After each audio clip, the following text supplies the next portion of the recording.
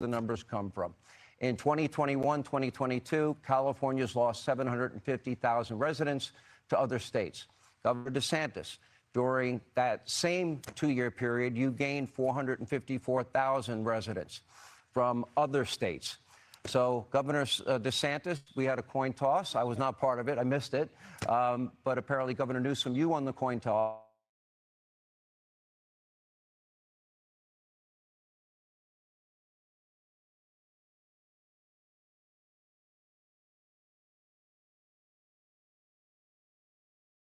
It's a simple question. How do you explain this phenomenon? Governor, what's going on?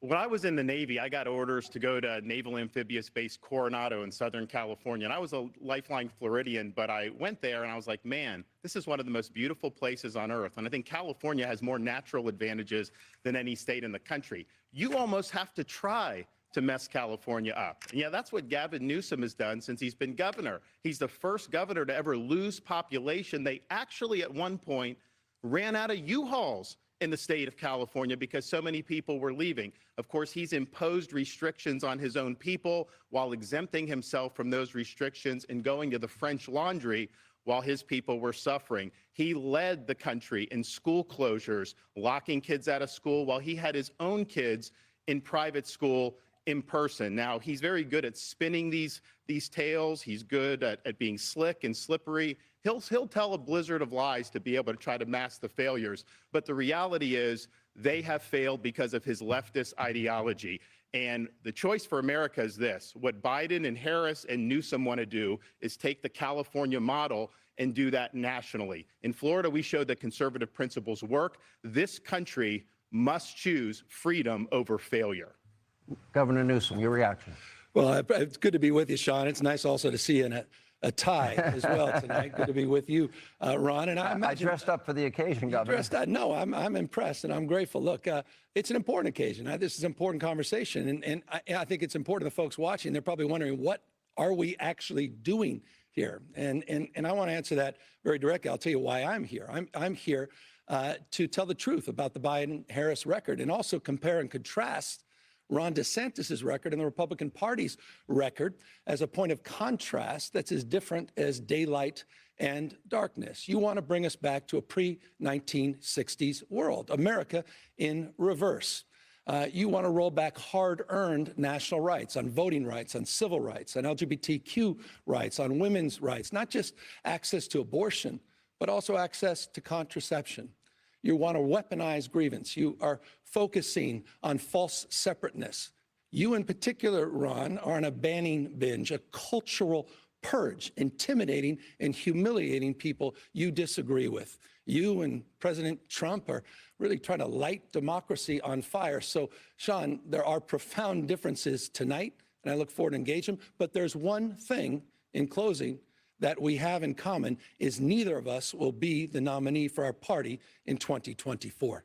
Governor, great opening statement, but it did not address the issue. Can you explain this migration out of California and going to red state, blue state? Well, hold on. You mean the last 2 years, more Floridians going to California than Californians going to Florida? No, I put up on the by the way, that's going to be fun to fact check. So we'll just start right there. California has no peers. California dominates, size of 21 state populations combined. It's the fifth largest economy in the world. We dominate, #1 manufacturing state. We dominate in two-way trade and research and development, access to innovation, more scientists, more researchers, more engineers, more Nobel laureates in the state of California than any other state in the nation, the finest system of higher education. It's the birthplace of life science and biotech and nanotechnology. We dominate in green tech. We dominate in high tech. We dominate in artificial intelligence. So with respect, I think it's an interesting campaign strategy for Ron DeSantis to be bashing a state of 40 million Americans when California simply has no peers. Well, that's a pretty slick way of not answering your question. He went on a binge of putting out a lot of left-wing platitudes. Here's what I would say. I talked to a lot of the people that have moved from California to Florida, and we never used to get people from California to Florida or really anywhere in these, because why would you leave California? It's got the best weather, great natural forces. Excuse me, sir. But one of the things that I did, I was talking to a gentleman, a couple. Guys, I'm going to let the debate breathe. but it's his turn. Let's take turns. So I was talking to a fella who had made the move from California to Florida, and he was telling me that Florida is much better governed, safer, better budget, lower taxes, all this stuff. And he's really happy with the quality of life. And then he paused and he said, by the way, I'm Gavin Newsom's father-in-law. So we do count Gavin's in-laws as some of the people that have fled California and come to the state of Florida. And why are we getting people to come? We have a 50-year low in the crime rate. You don't see in the last 10 years, we've had a 45% decline in homelessness. California's had a 45% increase in homelessness. We back the blue. I was walking the streets of San Francisco a couple months ago, and I had some of the cops in San Francisco do a beeline to come over to me, and I didn't know what they were going to say. And they're like, we want to thank you for standing for law enforcement because we don't get that support in the state of California. So people understand quality of life matters. They understand that Florida's doing it right. And I can tell you the numbers speak for themselves. We have way more people moving to this state than leaving. Gavin can't say the opposite. More people are leaving California than are moving into California. Let me bring up coming to California the other way around the last 2 years. But let's talk about crime. Governor, hold on. Governor, wait a minute. Hold on a second. You said a lot of things that were factually untrue, including that 50-year crime low, which his own law enforcement team said you should not be using. You have yet to address the issue, but I asked you twice. You don't want to answer it. But the issue of why the migration out of red states, out of blue states. We just established more Floridians coming to California in the last 2 years than the overall. You had a net loss of 7. It's a fact. Just asserted it. It's a fact. No, it's not a fact. It is a fact. Moving on. Let's go. Your states have vastly different income tax rates. Okay, it is what it is. These are the facts. California's highest rate for top earners, 13%. Married couple, for example, in California, earning a median income of $84,000, they have a 6% income tax in the state of California.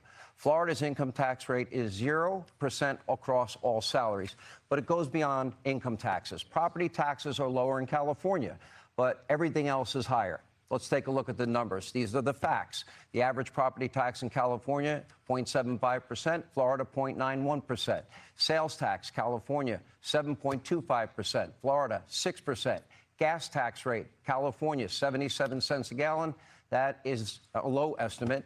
It's up to $1 when you include mandatory fees, and in Florida, it's 35 cents. Corporate income tax, California, 8.84%, Florida, 5.5%. Governor Newsom, this is your question. Let me ask you. Obviously, you support a different philosophy, which is higher taxes. Yes. No, hold on. No, this is a tax question, Governor. This is a very different approach, and I agree with you completely. He has one of the most regressive tax rates in the United States of America. It's the #3 most regressive state in America. And what that means is simply this. Who does he tax? He taxes low-income workers more than we tax millionaires and billionaires in the state of California.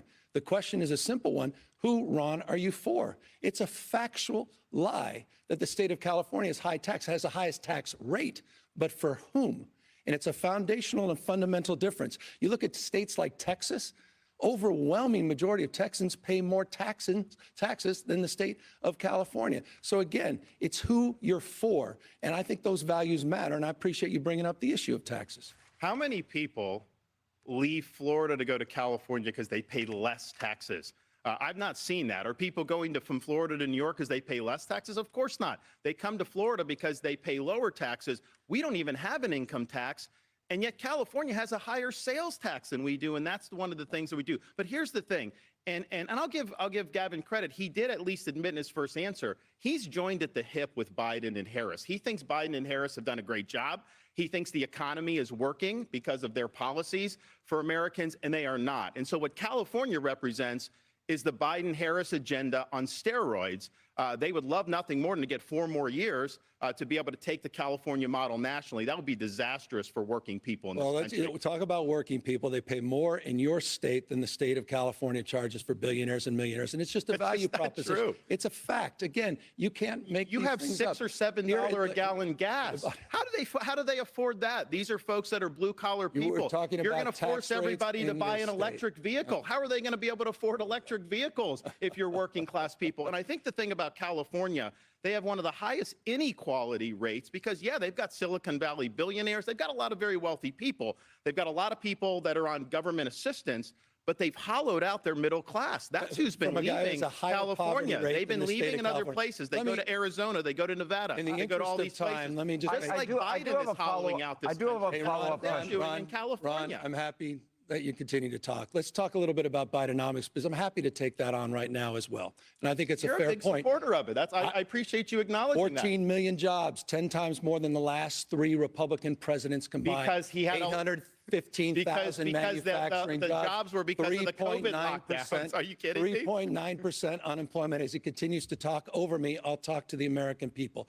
3.9% unemployment, the lowest black unemployment in American history, the lowest unemployment for Hispanics in American history, the lowest unemployment for women in 70 years, the lowest black poverty rates in history. That's this administration's agenda. And by the way, as you smile and smirk over there, you should know this, the American people. Here's a guy who celebrated Bidenomics just this week, celebrating $28 million that came into your state because of the CHIPS and Science Act, one of the most significant economic plans since FDR. I'm proud of the work Biden and Harris have done. Would you like to respond? And I do have a follow-up. The 6% rate on people, families, couple in California, they pay 6% income tax on $84,000 a year. Low-wage workers That's why in the he's- state of Florida that's what he pay more does. than I mean, billionaire I state of didn't ask California. about We're- Florida. we're- He's spinning, we- Governor, he is Governor, 30 Yeah, I'm but here's, asking let me answer the I'm question. spinning lies Let me ask to the be question. able to Let me try a- to cover for his Ron, if I may Let him ask, answer, and then I'll may I let answer you the respond. question. Okay. California has lower taxes, lower than 32 states for working families in the middle class, significantly lower So taxes you than support places that? That's what like you say. Texas. You support a 6% income tax for I'm people, against, a couple I'm making against $84,000. regressive taxes that advantage billionaires and millionaires over working families and the working poor.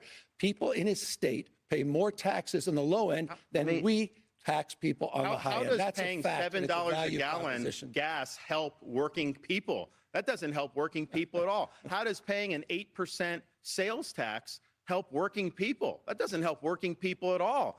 They have the highest taxes in the nation. People flee to be able to save money to get out of California. And you have working class people that move to these other states. Their dollars go much further. But here's the thing.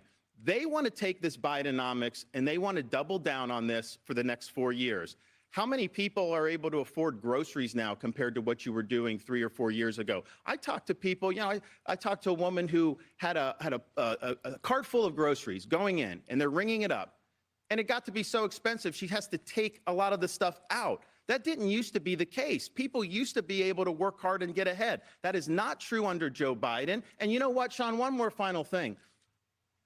California's unemployment rate is 60% higher than Florida's unemployment rate. Our unemployment rate is 2.8%. That Theirs is dovetails into my 4.8%. next question, Why? Governor. Because it's a command and control economy. They have a political agenda that they're pursuing. Let me at the ask that expense of question. People. On with the question of jobs. I think it's important. You know what? That affects By the way, that affects the everybody. Biden administration, the last 3 years, it's been a Is master Joe class Biden of job paying you creation. tonight? Is this- 3.9%. I thought this was state unemployment. versus state. No, but it's about the United States of America. I thought this guy was running for president of the United States. If You you're are running too. for a You just won't are you admit it. running for a third You term? just Sounds like won't you're admit running it. for a You will not third admit it. term Why as don't you governor just of Florida. admit that you're But running? Hold on. All right, we can't Hold talk. on We here. can't talk. I'm going to move on to the next hovering. question. He's The running. unemployment rate in Florida right now Yes. is just 2.8%.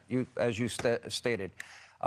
And California ranks second worst in the country at 4.8%. just enjoyed Hold our on. This lowest question goes to unemployment on record Governor in the state of DeSantis, California. and then you'll have a chance to respond. Governor DeSantis.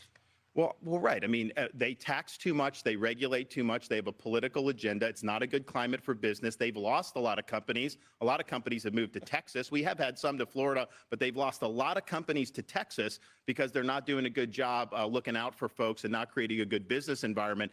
And, when I have people that come to Florida, they tell me, you guys actually want us to succeed in Florida. And they feel like when they're in California, they don't want business to succeed. Is that what and all Disney's that saying, stuff. the Tampa Bay Rays? Well, actually, Is that what yeah. all these I other think that's an private sector interesting point with corporations are saying? Disney because Please. I had Disney open during COVID. and we made them a fortune, and we saved a lot of jobs. You had Disney closed inexplicably for over a year. You were not following science. You were a lockdown governor. You did a lot of damage to your people. You had more kids locked out of school for a longer period of time in California than anywhere else in the country. It was the working class kids. It was the middle income kids. His kids were in private school. They were in class in person. We'll get to COVID. He locked people out because of the teachers union. He is owned by the teachers union. You will never cross the teachers union. This is just a lot of hot air. Lock, stock, and barrel. Let's talk about COVID. Let's talk about your record on COVID. You passed an emergency declaration before the state of California did. You closed down your beaches, your bars, your restaurants. False. It's a fact. beaches You had were not quarantines. False. You had quarantines. You had checkpoints all over the state of Florida. By the way, I didn't say that. Donald Trump laid you out on this, dead to right. You did that. True. You followed science. You followed Fauci, Ron Santos. That's not false. He followed science. He followed Fauci. You were why promoting. did everyone leave hold on. You were California to come to promoting Florida because vaccines. we were open? You were promoting We were vaccines. You open. even We were wore a closed. mask in We were September. open. Son. You were closed. If it's okay with you, we'll do this. Why were you Why don't we closed do for this so in a long? way where we both can have Why were you closed for opportunity? so long? You wore You a were mask closed. with Guys, Donald guys, Trump closed. outside I'm trying to let it breathe. in September Gavin, 2020. He did all of Governor that Newsom. until he decided to fall prey to the fringe of his party. And as a consequence of that, Ron, tens of thousands of people lost their lives. Not true. The equivalent, if I had your policies, the equivalent of 10 9/11s. Tens of thousands of people lost their lives. And for what, Ron? Those are more lies. In fact, the Lancet just did a study. Florida had a lower standardized COVID death rate than California did. That's a Lancet study. One more thing. 29% higher COVID The other death thing rate we in the had, state of the other California. thing Didn't even come California close. had, Your California record had is one higher of excess failure mortality on than COVID. All right, than gentlemen, Florida. gentlemen. Let me talk about the excess mortality real quick. Honestly, because the hold on a excess second. mortality because is other I things. want to ask you both. Slow down. I want everyone to be heard. If I can ask you, I really do want this to breathe. I want this debate to breathe. I want it to organically develop. To do that, I need both your cooperation. I don't want to be a hall monitor. It's not my style, all right? You mentioned COVID. Let me go to COVID. And I plan to bring this up later, but you both took very different approaches as it comes to COVID. Governor Newsom, you issued the nation's first stay-at-home order on March 19th of 2020. Governor DeSantis, you took a lot of heat for reopening schools. You opened schools in Florida in August of 2020. All right, so here's the data, which I think is important. This is where the facts come in. Your state's death rates were almost identical. This is factually untrue. Hold on. Factually untrue. Okay. And by the way, both your states, with such different approaches, which is pretty fascinating, were both lower, significantly lower than the national average. These numbers come straight from the CDC. Yeah. So, Governor Newsom, how do you explain that? The facts. Per capita death rates in the state of Florida were 29%, 29% per capita higher. 29%. That's not what the stats say right there. People, tens of thousands of people unnecessarily died. Don't lie about it. He put the graphic up there. Don't lie about it. Unnecessarily you don't need to lie about it. Because your policies. Just understand. You're lying you don't about need to your lie record. about it. No, it's not. You were a lockdown governor. No, it's you not. locked down one at a time. schools. Gavin You Newsom, locked down finish your thought. beaches, bars, and restaurants. That's just a fact. He's running away from his record. He's running away from the fact. Tens of thousands of people died unnecessarily the CDC because he numbers. caved to the. It's 29% higher death rate in the state of Florida versus the state of California. Okay, quick response, Governor. You showed the stats. The stats are very clear. One at a time. On a per capita age-adjusted basis, California and Florida basically the same. Now, why is that important? Because Gavin Newsom did huge damage to people in California. He ruined livelihoods. We reopened the state very quickly. We saved thousands of jobs. We saved hundreds of thousands of jobs, thousands of businesses. We had our kids in school. He had the kids locked out of school because of the teachers union. That is having a generational impact. California has one of the lowest literacy rates in the country. In the most recent NAEP exam, Florida came in number 3 for 4th grade reading. California was far, far behind. So you should apologize for not getting your kids in school. Why didn't you get the kids in school in the summer of 2020 like we did? The only you bowed person, to the teachers union. You didn't do the job you should have done. All right, the only person, the only person who needs to apologize is Ron DeSantis for the tens of thousands of lives that died unnecessarily because he played played to the fringe of his party. We got to take a break. And Finish your thought. No, and when it comes to the issue of schools, you better be careful. You had more learning loss during COVID than the national average in the state of California. It's a fact.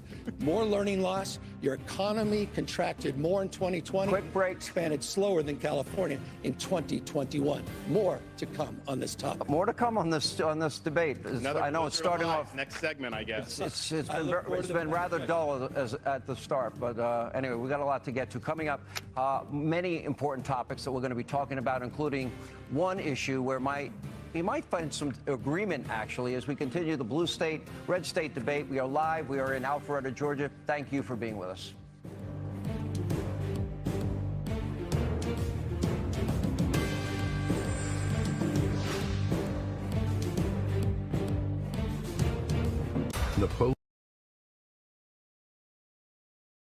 Hey, I'll be back right after this commercial, but what do you guys think so far? I mean, Newsom just going at him with these things. I have a fact check really quick on Newsom on this before we get to the COVID stuff, okay?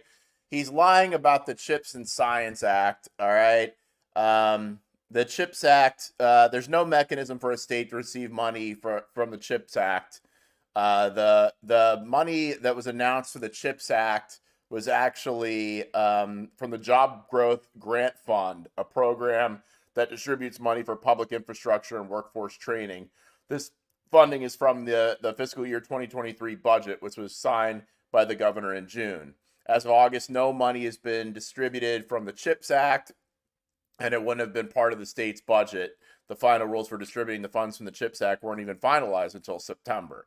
So he's not telling the truth about the CHIPS Act.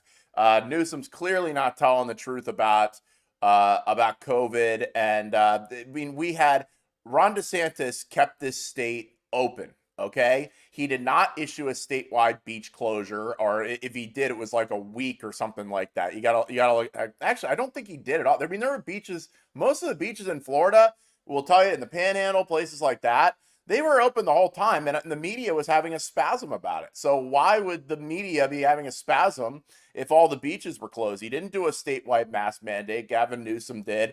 And here in Florida, people flocked here because it was free. Now, we had problems with the local governments, and it was Carlos Gimenez, the county mayor of Miami, that shut down the beaches down here and was having people arrested for going on beaches in Miami. I actually videotaped a girl that protested on the beach and got arrested. But that guy's backing Trump. And Ron DeSantis actually stepped in on these local governments, and I hope he can get a word in because Newsom's just dominating with words, just talking, and just saying whatever the heck he wants, and Hannity's kind of letting him do that.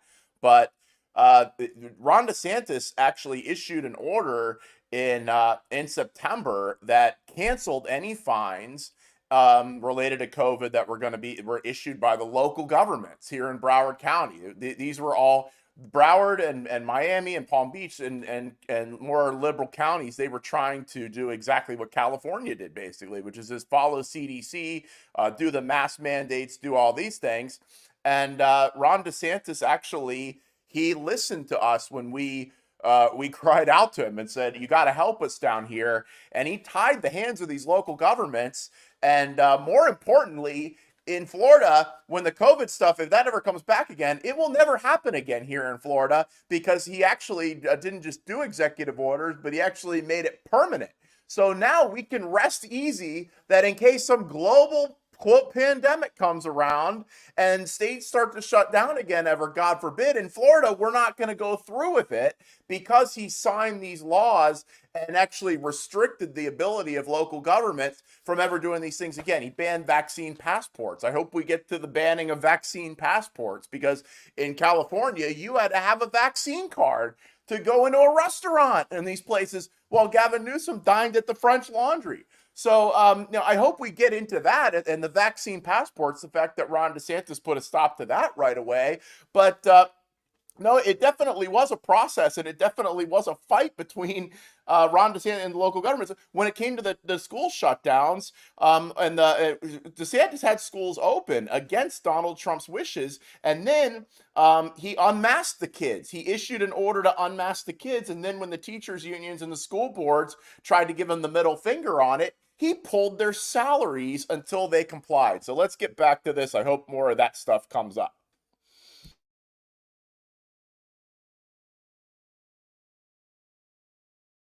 And Governor Ron DeSantis. Gentlemen, let's move on to the issue of borders. Joe Biden's message to illegal immigrants during his campaign was, let them come. I'd have the tape, but I said I wouldn't play the tape.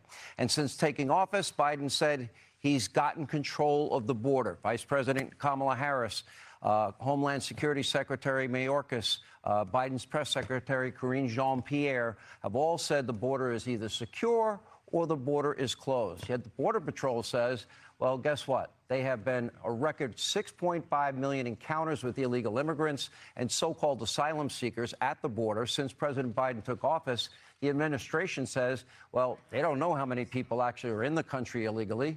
Gentlemen, the American people, I ask you, I believe it's your turn, Governor Newsom, have the American people on the issue of borders, you're defending the Biden administration, they're saying the border's secure, they're saying the border's closed. Those are the numbers from our own Border Patrol. Are the American people being lied to? I don't think they're being lied to. The Biden administration put out a comprehensive plan day one when he got sworn into office 3 years ago, and the Republican Party didn't touch it. They haven't moved on it. They play politics with us. And I'll be honest with you, I think there's probably one person I wouldn't listen to on this topic more than the guy that I'm standing next to, Ron DeSantis. He lacks any credibility on the issue of immigration. When he was in Congress, he supported amnesty. When he's in Congress, you supported John Boehner's bill. It's a fact. When you were in Congress, you supported Obama's. You supported Obama's efforts to advance comprehensive reform. False. The last guy you want to talk to on the issue of immigration, your immigration policy can best be described as a governor from the state of Florida going into another state, the state of Texas, lying to migrants, promising them jobs and housing, sending them to an island, Martha's Vineyard, and then sending them to a parking lot in Sacramento, California.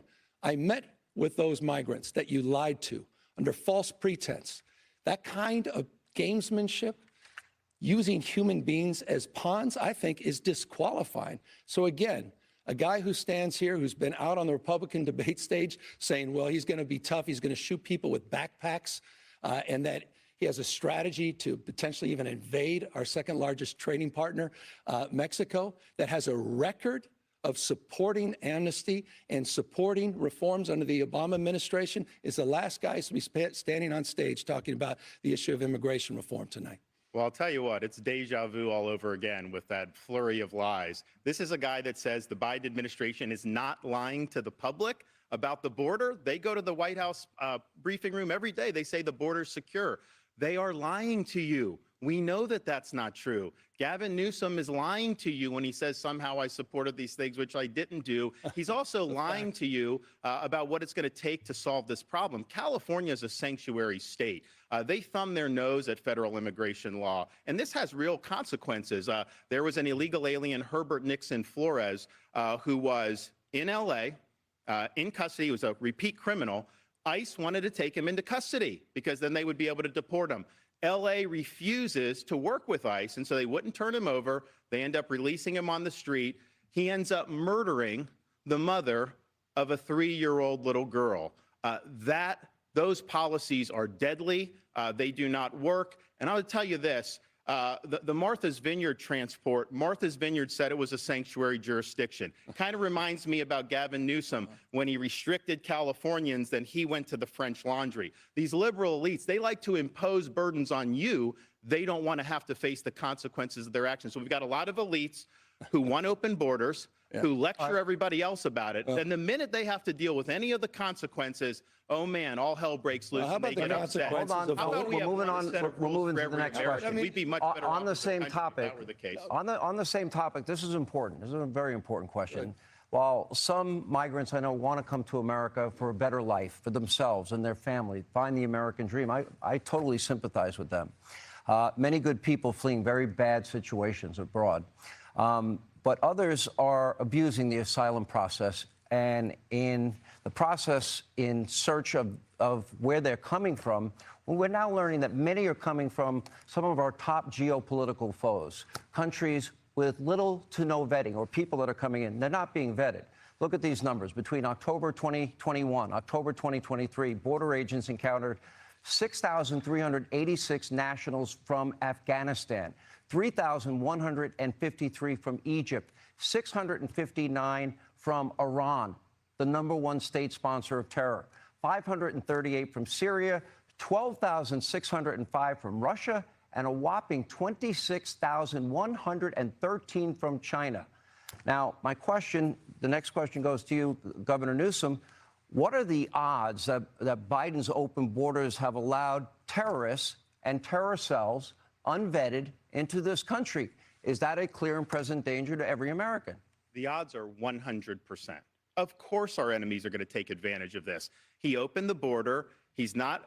He's violating his oath of office to take care that the laws are faithfully executed. He's knowingly having 8 million come in. And yes, there's criminal aliens. There are terrorists. There's a lot of fentanyl. That we've had tens of thousands of fentanyl deaths. I've met a lot of angel parents who have lost kids to fentanyl overdose. And the problem is, you'll have a college kid that may take some pill not knowing that there's fentanyl in it. And then right there, that can be fatal. They're poisoning our people. And Joe Biden is sitting on his hands. He refuses to take care of the border. He refuses to hold the drug cartels accountable. This is the vision of Biden, Harris, Newsom. Open borders. Americans suffer. And Americans continue to die because of fentanyl overdose. There will be, unfortunately, a terrorist attack at some point that we'll be able to trace back to our southern border. God forbid. By the way, do you see that risk, Governor Newsom? Hold on. Governor, I mean, do you see the risk? Joe Biden put out not only a comprehensive plan, he consistently puts up plans. Hold on, no, but Sean, is there a risk? I'm going to answer your question. I support border security. I think the asylum system is broken. I believe that we need. I understand that. I'm the only guy here that's a border state governor. You're trolling folks and trying to find migrants to play political games to try to get some news and attention so you can out-Trump Trump. And by the way, how's that going for you, Ron? You're down 41 points in your own home state. Oh, here we go. Here we go with this nonsense. Joe Biden It's all the same $14 Trump billion immigration package up in front of Congress. 2,300 border agents, as well as custom officials, 1,000 new law enforcement officers to deal with the fentanyl issue. And by the way, that's a major issue in your state, 41% higher overdose rates than the state of California. And here's what I haven't heard, not a peep from Ron DeSantis. They want to demagogue this issue, want to play politics with issues. You don't want to solve this issue. Why don't you lead your party and support that $14 billion package? Hold on, I have a follow-up. Governor Newsom, I appreciate your answer. You have mentioned comprehensive immigration reform many times. It's not happened under Joe Biden. I don't think it's going to happen next year. Put a detailed plan in. Republicans in Congress refused to act on it. Let me finish my Congress question. to work with this administration. My question was, with all of these millions and millions of people coming into this country unvetted, the question was and remains, is this a clear and present danger from the countries I put up on the screen? Is that a clear and present danger to America? And what do you do in the interim before you can have? That's why the President of the United States put a $14 billion package in front of Congress they can act on today. And what would that? They haven't done anything in 2 years, do? this Congress. What do you Literally support? not a single piece you support of a border wall? legislation. I support the $14 billion package President's put forward. That includes 2,300 border agents and customs officials. By the way, also includes $850 million in new technology for border security. You hear nothing from Ron DeSantis. You hear nothing, Sean, respectfully. You hear nothing from the Republican Party. They play politics. I'm almost out of time. The President put the plan up to address Does it worry? Let me ask the question another way. Does it worry you that our top geopolitical foes, the #1 state sponsor of terror, Iran, China, Russia, Afghanistan, Syria, that they're at our southern border? You're a border state governor. Does that concern you at all? The why else would I have put the answer is yes. Why else would I put the National Guard? Why would I have just increased it by 50% on the largest port in the Western Hemisphere in my state? I mean, this guy has no record. There's no, I mean, the fact that you supported amnesty, the fact you That's a supported Obama's That's a lie. reforms, That's a those are lie. facts. They're just Such a simple lie. facts. The You're just fact that your making things greatest up. contribution, Ron, You are just to this making debate things is up. Well, shooting listen, here's people the with thing. backpacks. I don't mean, mind. that's so inhumane. I don't It's mind so him lying to unserious, me. Ron. I don't mind Gavin lying to me, but I do mind him lying to you. He is sitting there saying that Joe Biden is willing to solve this problem. Is there anybody out there that actually believes this? Support Joe his Biden plan. created this problem. Yeah. So if he's willing to lie to you about that, you know Yeah. he's lying to you about all these other facts and figures, about all this other stuff. He's just throwing stuff out to see what sticks against the wall. This is a slick, slippery politician whose state is failing. People are leaving his state, and he's trying to run interference All right. for his failure. We've You got to won't take answer our the question. we got to take our You will second. not We got to answer the take our second break. We're gonna when we come back. We have a lot more ground to cover. Quick break. We have a lot of ground to cover. More with Governors DeSantis and Newsom. The great blue-red state debate as we continue from Alpharetta, Georgia. Again, thank you for being with us. All right. This is great. This is great. Awesome. And DeSantis debating Newsom. And so just want to go over a few things with this. So if I didn't bring this up before about Ron DeSantis, when it came to masking of the children, you had these teachers unions and these school boards that wanted these kids masked forever.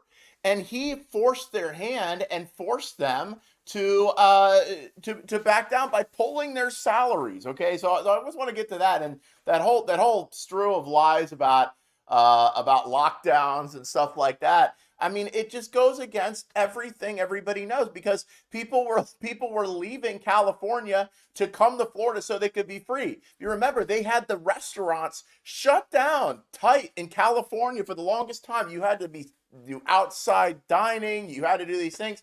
And then Gavin Newsom wants to rewrite it. Down here, when these local governments were trying to do the same thing California was doing, DeSantis made sure that that was he neutered these local governments and their ability to do that, and said, no, we're reopening. And when he brought in Dr. Joe Ladapo, who tried to tell Trump not to listen to Fauci, that's when really things started going in the other direction, with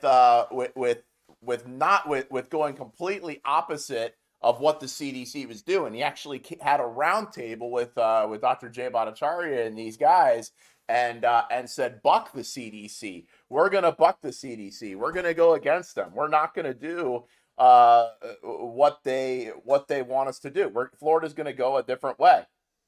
So Gavin Newsom has said, I'm the only border state governor here, which that's not true, because we've got Florida is seriously right next to the water. Okay, so we get illegals that come in by boat down here, down in Miami, down in that area, that he has to deal with. Clay Travis, Gavin Newsom's getting absolutely obliterated. Holy crap, did he prepare for this at all? He's getting eviscerated. Now, I just think he's being annoying.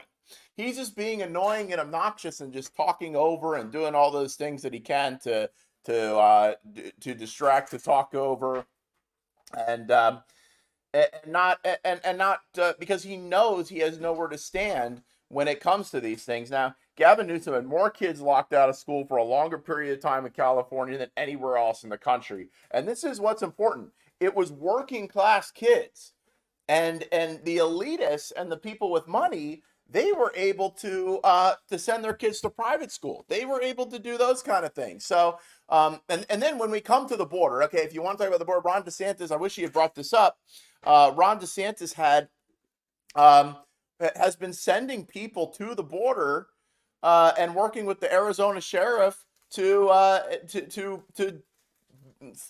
find the illegals and do this and do as much as he can as governor to stop what's happening at the southern border, and then flying them away DeSantis Airlines to these places. And look, cry me a river about a humanitarian thing or whatever they're saying. I mean, he was sending them to Martha's Vineyard. Really, Martha's Vineyard is like the nicest place, and these places where they say, we're a sanctuary city, come on in. So he's sending them to very nice places. He's not sending them up to Alaska or something like that. So I think that the border issue, I mean, people know that there's going to be a terrorist attack. I'm glad that this second round that DeSantis really asserted himself when because Newsom's going to keep talking and talking. So it was great to see when DeSantis just stepped in and he goes, absolutely, that there will be a terrorist attack. Absolutely. You don't know who's coming across that border. And really, which one of these guys is going to get that border secure? The one guy thinks there's no problem.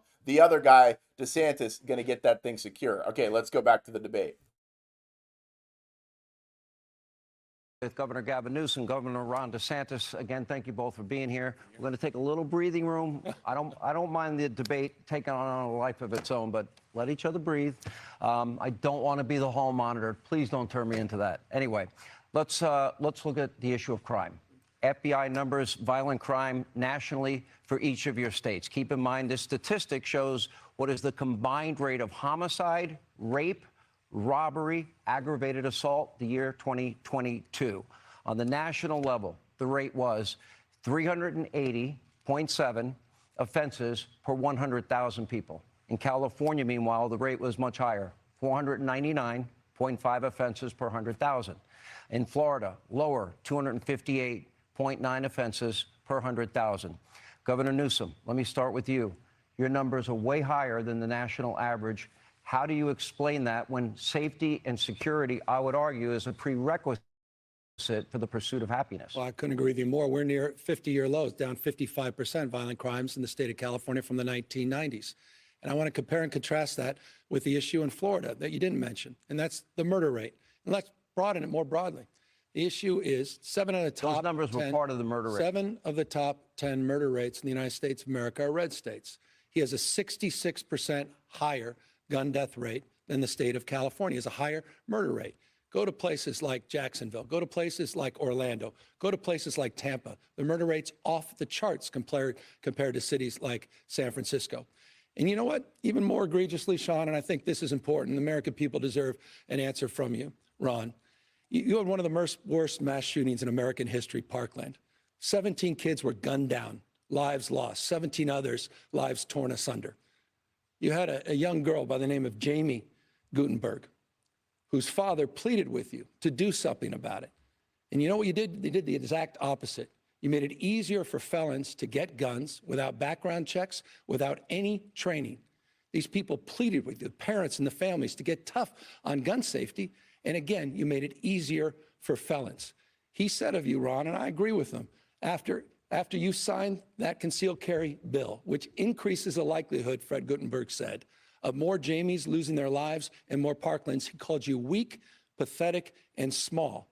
So with respect, I appreciate you're talking to police officers in the state of California. You may want to spend a little bit more time, not on the Ohio Trail and other places across this country. You may spend a little more time back in your home state and address the murder and gun violence in your own backyard. He sounds like the Trump trolls on Twitter. Politician. You put up the rates. He has 500 per 100,000. Florida is 250. So that's almost twice as much. And he's trying to spin that to say California's doing good. People are leaving California in droves, largely because public safety has collapsed. They have, I mean, you go, when Californians come to Florida, one of the things they'll say, it's almost like an out-of-body experience. They can go to the store, get toothpaste off the shelf, pay for it, and leave, because in a lot of these places in California, everything's under lock and key because they basically legalized retail theft. They have chosen in California to put the interests of the criminals over public safety. They're easier on sex offenders. They're easier on all these crimes that are leading to a collapse in the quality of life. And if you just walk around San Francisco, you will see, and I think it's interesting, Gavin Newsom was mayor of San Francisco. So he took the San Francisco model, turned that into a template for California's collapse. Now the left wants to take the California model and use that as a template for America's collapse. We cannot let that happen. Wait, I got to, Governor, no, I got a follow-up question. You brought up Jacksonville, Florida, compared to San Francisco, is 126% higher.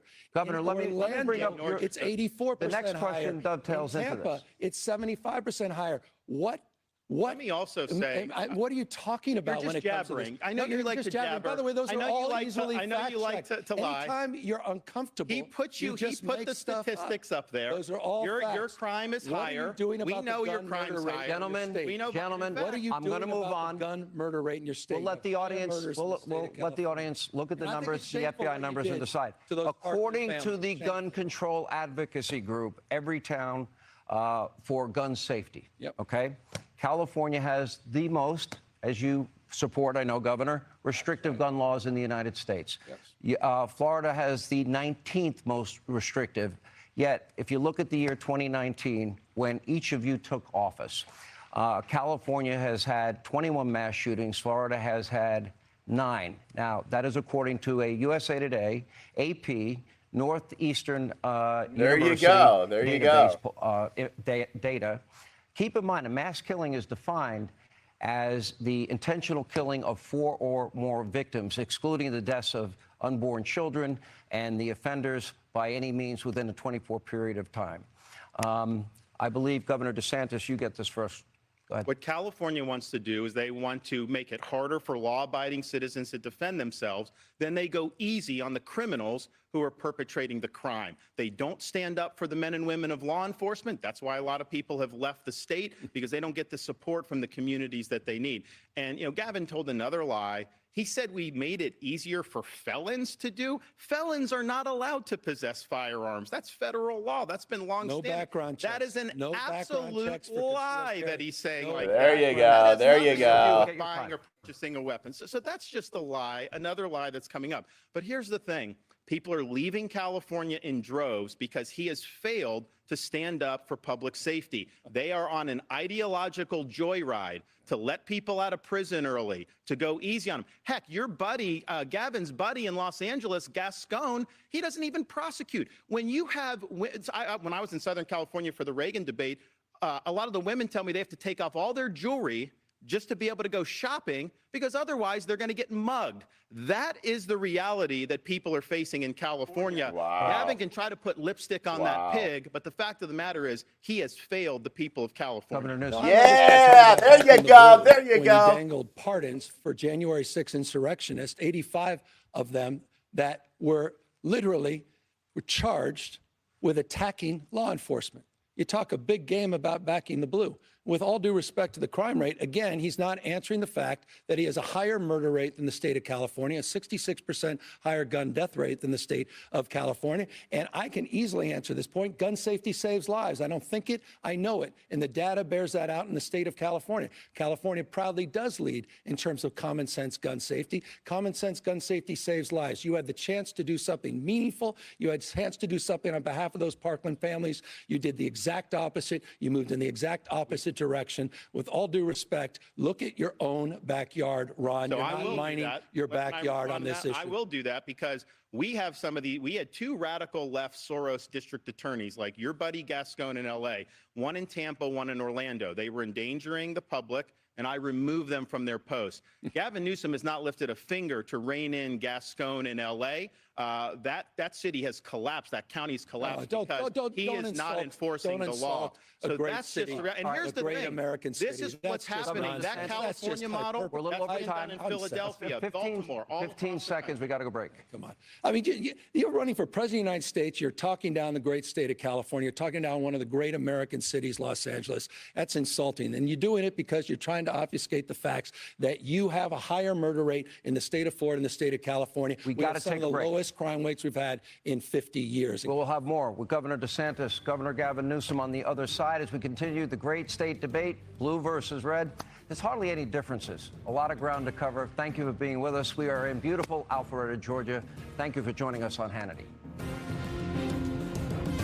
All right, all right. We all believe in the mission of bringing textile manufacturing back to America. So Newsom's getting his ass kicked here. And, you know, it just, when I hear these talking points, and there you go, by the way, he went after DeSantis for saying that he would look at pardoning the J6ers, okay? And this is something that Trump people have gone after DeSantis about. And yeah, he's going to take a lot of heat for saying that he would treat J6ers fairly, and that he would look at were they treated fairly? Did they get fair sentences? And issue pardons and commutations were necessary. But then, I mean, there's more mass shootings in California than here. Hannity is just laying it out to him and showing him. And no, not easier for felons to get guns and things like that. So I just am very, some of these were just very, very good. He's just absolutely smoking them, and that's absolutely wonderful. So, Gavin Newsom, he was not ready for this version of Ron DeSantis. This is the fighter we need. Says free. I'm going to pull up some of the. I'm going to pull up some before it comes back. Some of the things that people are saying. And sending migrants to beautiful Newsom is accusing DeSantis of doing the equivalent of 10 9/11s because he reopened schools and fought closures. Good grief. How exactly is a 0% income tax regressive? Look at this. We got DeSantis trending again. He's been trending all week long. This is going to be the breakout right here, by the way, guys. This is going to be... Here you go, okay? So Ron DeSantis has officially surpassed Donald Trump and even Taylor Swift in Google search interest. Look at that. Going through the roof here. Look at this. Kim Reynolds says, Iowa and Florida stood as a beacon of hope and freedom during COVID. We were the first 2 states to get our kids back in the classroom. Damage to the stats. The stats are very clear. One at a time. On a per capita age-adjusted basis, California and Florida, basically the same. Now, why is that important? Because Gavin Newsom did huge damage to people in California. He ruined livelihoods. We reopened the state very quickly. We saved thousands of jobs. We saved hundreds of thousands of jobs, thousands of businesses. We had our kids in school. He had the kids locked out of school because of the teachers union. That is having a generational impact. California has one of the lowest literacy rates in the country. In the most recent NAEP exam, Florida came in number 3 for 4th grade reading. California was far, far behind. So you should apologize for not getting your kids in school. Why didn't you get the kids in school in the summer of 2020 like we did? The only person didn't do the job you should have done. All right. The only person, the only person. The stats are very clear. Right. One at a time. That is right. So, let him have it on that. Let him have it on the, and finally, and I'll tell you who is going to be the ones that are cheering this on the most is going to be people, people in California who are afraid to go to the store. They are afraid to go out because they got these homeless people and these criminals all over the place that are just camping out around their businesses. Basically making crime legal there, and he pointed that out. And he's got the Soros-backed prosecutors that are refusing to enforce the law. So this is just great. And you know what? Something that's really sticking out to me here is you've got Newsom using the same talking points that the Trump people have been using, that Donald Trump and his people have been using. Oh, are you an absentee governor? Oh, are you okay, here, let's get back to it. So Florida Governor Gavin Newsom of the state of California. Gentlemen, let's turn to the issue of parental rights. Now, in March of last year, Governor DeSantis, as you know, you signed the Parental Rights in Education bill. And let me read from it. It says, classroom instruction by school personnel or third parties on sexual orientation or gender identity may not occur in kindergarten through grade 3 or in a manner that is not age appropriate or developmentally appropriate for students in according with state standards. Critics have called the bill, quote, homophobic. This is the one they branded the Don't Say Gay bill.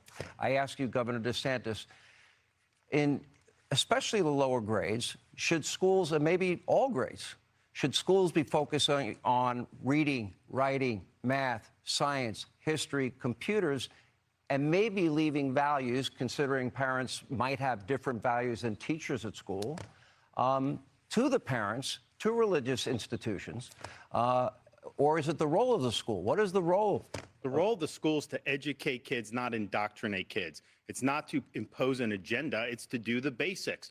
And what we've said in Florida is it's inappropriate to tell a kindergartner that their gender is a choice. It's inappropriate to tell a second grader that they may have been born in the wrong body. Now, California has that. They want to have that injected into the elementary school. My wife and I have a 7-5 and a 3-year-old. We don't think that that's appropriate. And I know most parents do not think it's appropriate.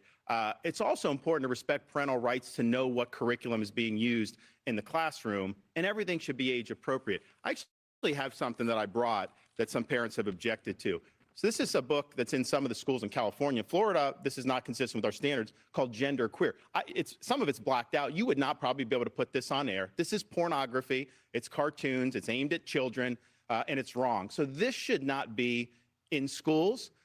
When people like on the left say that somehow you're banning books by removing this from a young kid's classroom, no, this is not age appropriate. And so we're going to stand for the rights of parents. I think we need to do that nationwide. I don't think you can have a situation where some states just trample on the rights of parents.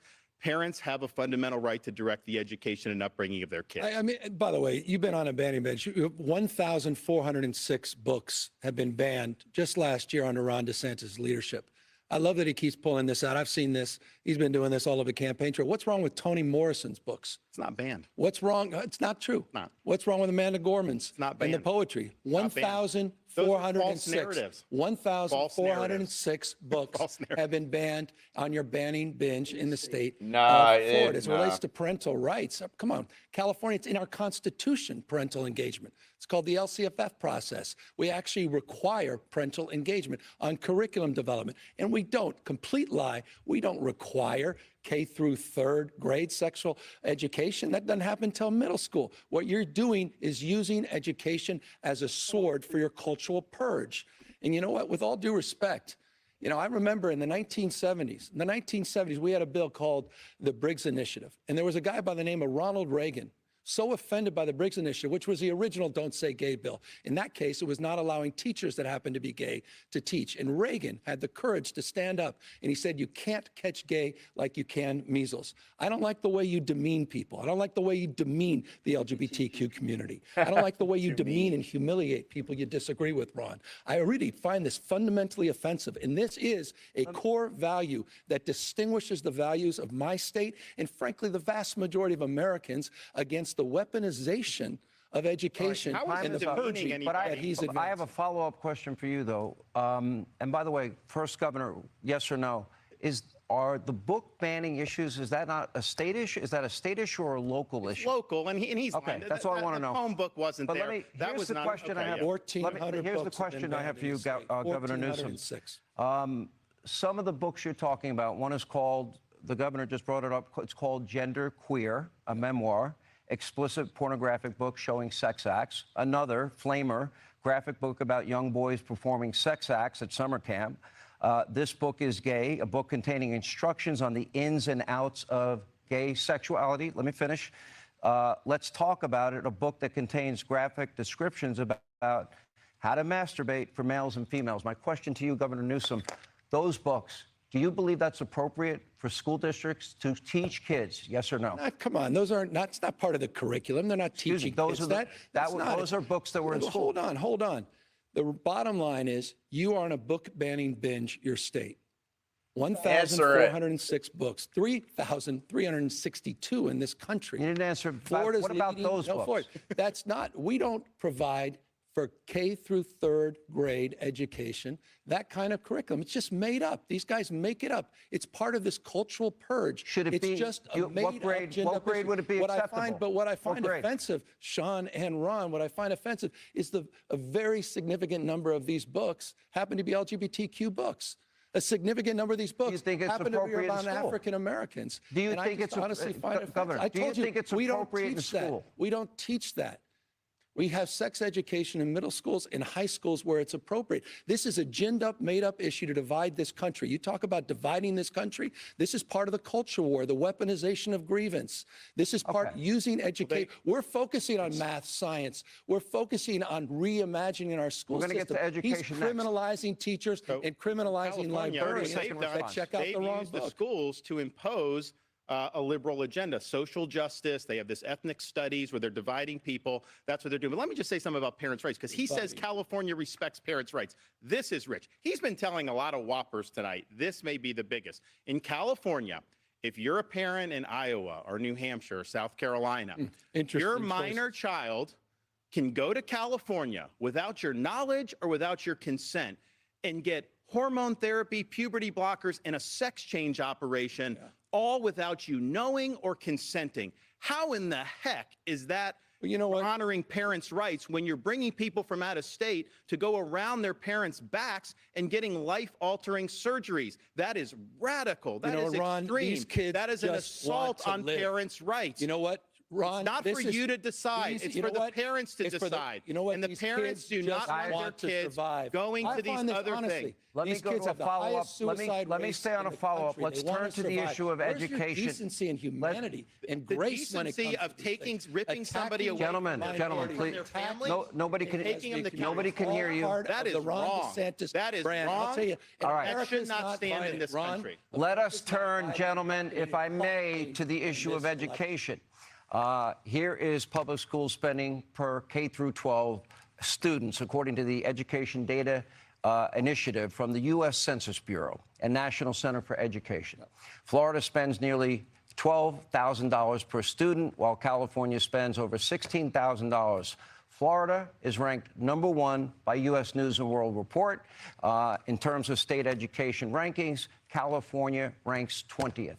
Governor Newsom, what is your explanation? You spend more money and they have better results in Florida. Why? I told you what I'm doing in public education. We created a brand new grade, pre-K for all. We're doing after school and summer school for all. We're reimagining the school day, not just the school year. We just provided 3.4 million of our students upwards of $2 billion for child savings accounts and the opportunity to start businesses when they graduate. We have one of the best records under COVID, during COVID. And again, you didn't answer to the fact you had more learning loss. Ron DeSantis had more learning loss during COVID. 4th grade reading, 4th grade math, 8th grade reading, 8th grade math. We outperformed you in it's a fact during COVID in every one of those categories. I can't wait to get all the PolitiFacts tonight because, Ron, you keep denying some basic fundamental facts on health, wealth, and education. We outperformed you during COVID. You talk about things to apologize. You should apologize for your COVID record. You were with Fauci. You aligned with vaccines. You aligned with CDC guidelines until you didn't, and tens of thousands of people died. Let's return our focus to education. Well, when we opened the schools, we bucked all of those people June of 2020. He kept the schools closed for a long time, and that had devastating impacts. And why? What Gavin Newsom does in California is kowtow to the teachers union. Whatever they tell him to do, he does. He will never balk the teachers union. That's why the kids were locked out of school for so long. Joe Biden is in the pocket of the teachers union, and so is Kamala Harris. That's why they fought school openings when he came in there. When they had that in there. Biden came into office and he brought in the teacher union to be able to do all these different things to try to keep the schools closed. So the Democratic Party, the far left in this country, they are owned lock, stock, and barrel by the teachers union. I beat the teachers union in Florida to get the schools open, first in the country during COVID. Also to do universal school choice. Every parent in Florida has a right to send their kid to the school of their choice. We're winning these fights. California is bending the knee to the union because they control the politicians. Right, let's move on. A topic that will seemingly play a very large role in the future elections, and it's the issue of abortion. Yes. I have a question for both of you. I'll ask you to please respect the individual's right to answer uninterrupted. And that is Governor DeSantis. I think it's actually your turn, Governor Newsom, if you don't mind. All good. Most medical professionals believe a baby is viable outside of a mother's womb by between 24 and 26 weeks. That is the general scientific consensus. It changes. There are some variations on it. Abortion is legal in your state, quote, up to viability. is my understanding, unless the mother's health is in danger. I'd like to get you on the record. You've been unwilling to answer this question.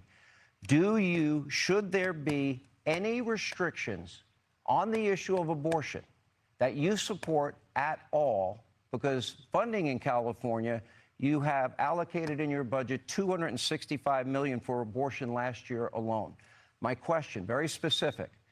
Do you support any restrictions at all on abortion, especially in months 7, 8, and 9, past viability? I'm going to answer that question, but let's talk about the issue of abortion. Let's talk about the issue of abortion. You're going to answer it? I'm going to answer that question. Okay. I'll repeat that. But I think this is important, and it bears repeating. Ron DeSantis signed the most extreme anti-abortion bills in America. He signed a bill banning any exceptions for rape and incest. And then he said it didn't go far enough and decided to sign a 6-week ban before women even know they're pregnant, Ron, before women can even access a doctor's appointment. So extreme is your ban that criminalizes women and criminalizes doctors that even Donald Trump said it was too extreme. On the issue of the extreme exception that you highlight as it relates to the issue of later-term abortion, it's almost always because of a fetal anomaly, the life of the mother. And in those rare cases, I trust, and answer your question, I trust the mother and her doctor to make that decision. So in other words, I want to be clear on this.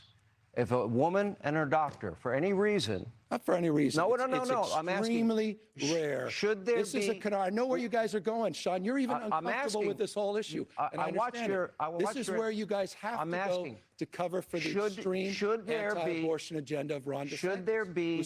Would you support a ban on abortion in 7th, 8th, or 9th month if the mother's life is not in jeopardy? Extreme exception. People aren't going on and having abortions. Should it be illegal then? Unless something devastating has happened. Should it be illegal? It should be up to the mother and her doctor and her conscience. And it so almost the answer is always, no restriction. I've already answered it, and I'll just reinforce it. To cover up, again, hold on, for the most extreme abortion ban in the country. I have a simple question, though. This is important. No.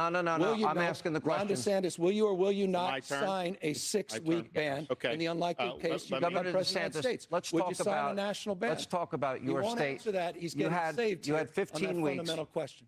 You had a 15-week rule in California. You reduced it to 6. My question is this. What was your thinking behind it? Was it for religious reasons? Was it for scientific reasons? What was the reason for you from going from 15 weeks to 6 weeks? Well, I believe in a culture of life. I think we're better off when everybody counts, when everybody has an opportunity to do well. And that bill attaches when there's a detectable heartbeat. For the child. And some states have done that. Some states have done others. Some states have done later. And obviously, they have a right to do that. But I think about one of our Floridians, a lady named Penny Hopper.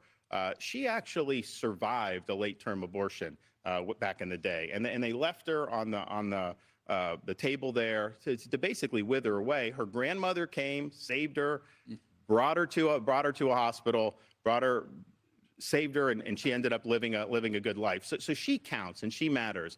And I think that the position that we have from the modern left, including in California, is that they will take your tax dollars and they will fund abortion all the way to the moment of birth. He's wrong when he says the later terms are all because of this. 88% past 15 weeks are in fact elective from the Florida data. He doesn't keep data there, but that is really extreme to take your tax dollars and to do this all the way up to the moment of birth. He didn't answer your question about any type of protections at all for a baby that has a beating heart, that can feel pain, that is viable. All right. Hold on. Respectfully, this is an important conversation. Will you or will you not support a national? Sean, why didn't you answer will you not support a national ban if it lands on your desk? You couldn't answer that in any other context. Okay, answer it tonight. It's a simple yes or no. We're moving on to the next issue. Hey, no, Sean, not a next issue. You never gave a week. The American people should know this. I'll answer it for Ron DeSantis. He can't answer it.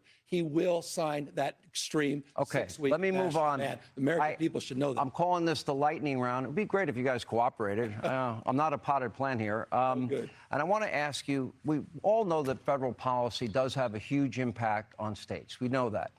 I'm going to ask you 3 simple questions, and I just want one-word answers, okay, from 3 of you, because do our best. We're coming up on a break. And the issue is right now Joe Biden is president. Yep. So I would like both of you to give a grade to Joe Biden overall as president. Governor Newsom, A. I'll give A. An A, absolutely. Governor I think it's been a DeSantis. master Failed.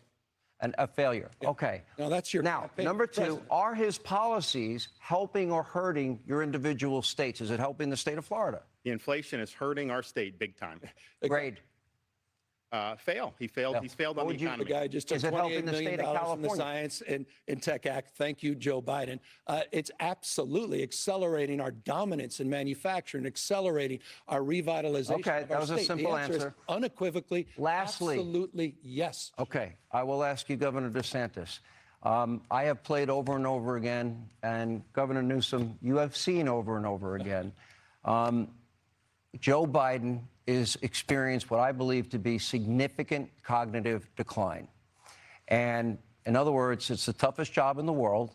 Is Joe Biden experiencing this cognitive decline? Is it a danger to the country?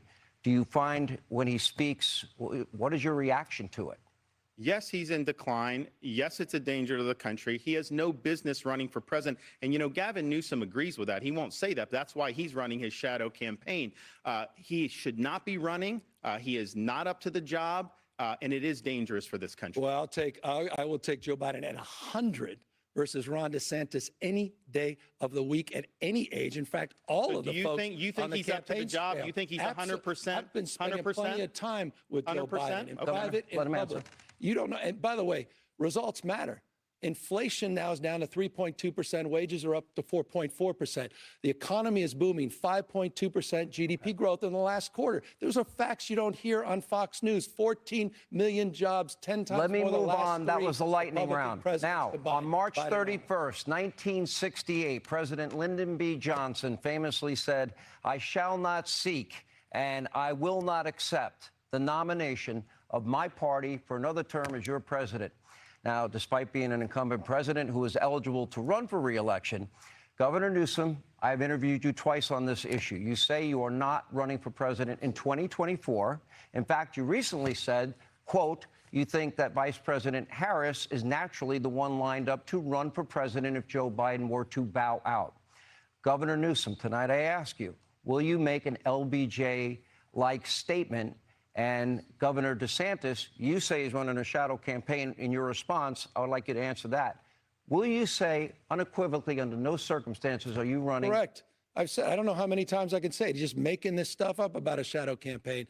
Bottom line, if at the DNC convention they come and Joe ask you, Biden- will you run? What will you say? Joe Biden will be our nominee in a matter of weeks. And in a matter of weeks, Sean, he'll be endorsing Donald Trump as the nominee for the Republican Party. If they come to you at the He DNC wishes. and Joe He is wishes. incapable of running and they ask you, are you a hard no? And it's not even optional. He's doing fantastically.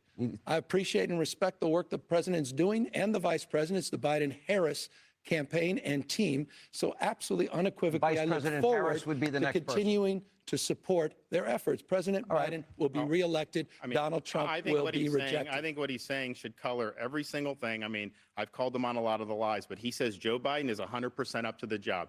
You know that that's not true. Anybody that can look, he wants you to believe him over your own lying eyes. When he says the economy is so great, how great is it when you're going to the grocery store now? How great is it when you're trying to afford a home? How are those interest rates doing? What about affording a new car? So we have to get real here. We have to understand that Biden is not up to job. But here's I think the problem.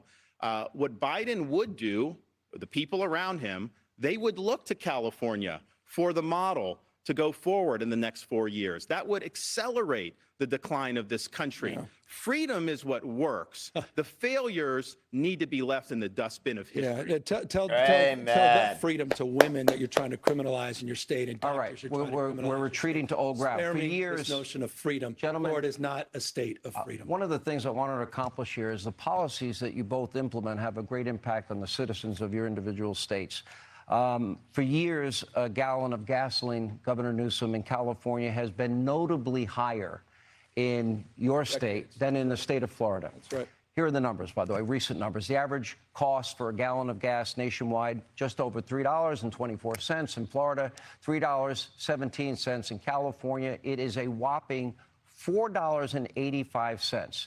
So, Governor Newsom, I ask you, you've also sued big oil companies, alleging executives have deceived the public about the health of our planet, knowing that it's a polluter. If your lawsuit is successful, that would likely mean higher gas prices, even higher gas prices for everybody.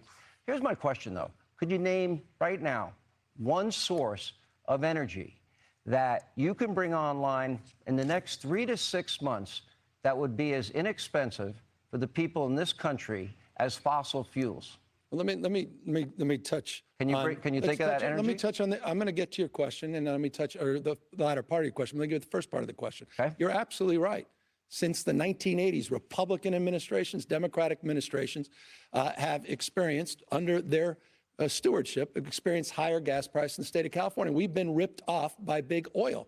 We continue to be ripped off by big oil. Big oil now has met a new foe, and that's the state of California, the most aggressive anti-gouging law in America, more transparency being required than any time in America. And yes, we're suing the industry responsible for this climate crisis. By the way, the same climate crisis that Ron DeSantis celebrated as human-caused, who campaigned for a fracking ban, who campaigned to oppose offshore oil drilling, and then 2 days after he got elected, signed an executive order. By the way, Nikki Haley had you dead to right on this, Ron. Signed an executive order doubling down, saying you're adamantly opposed to fracking, adamantly opposed to offshore oil drilling. You were celebrated by the Sierra Club for that action until you weren't. Once again, it shows the hypocrisy of Ron DeSantis. Now you're running away from climate change as things have gotten worse. Hurricanes, wildfires, droughts, and floods. $179 billion of weather-related disasters.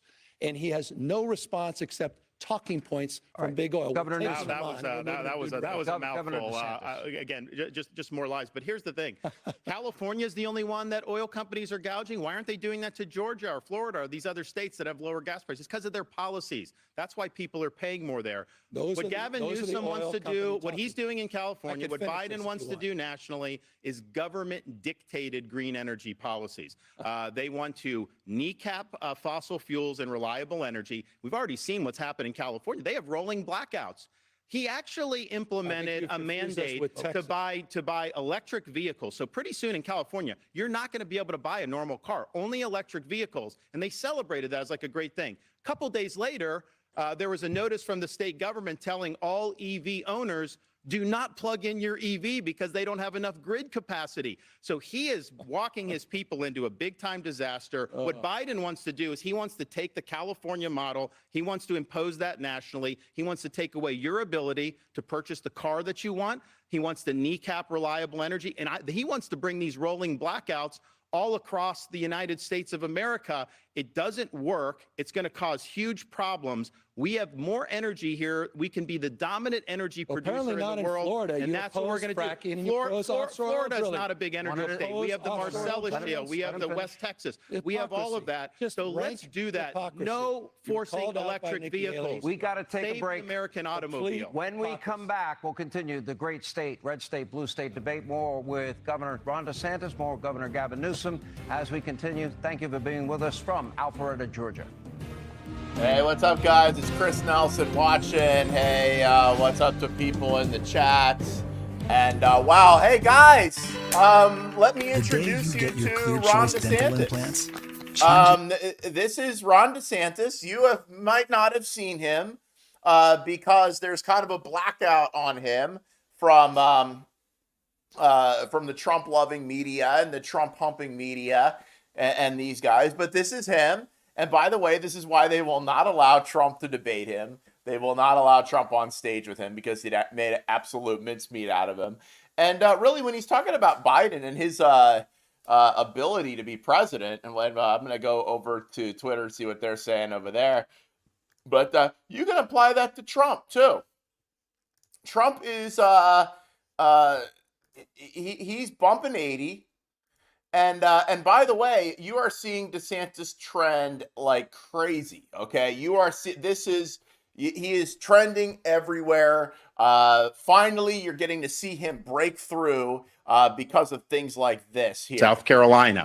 Interesting Your choice. minor child can go to California without your knowledge or without your consent and get hormone therapy, puberty blockers, and a sex change operation, all without you knowing or consenting. How in the heck is that you know what? honoring parents' rights when you're bringing people from out of state to go around their parents' backs and getting life-altering surgeries? That is radical. That is Ron, extreme. these kids That is an just want assault to on live. parents' rights. You know what, Ron? It's not for you to decide. It's for the parents to decide. You know what? And the These parents kids do not just want their kids survive. going to the doom. But let me just say something There about you parents' rights, go. because he And says let's California. talk about parents' rights.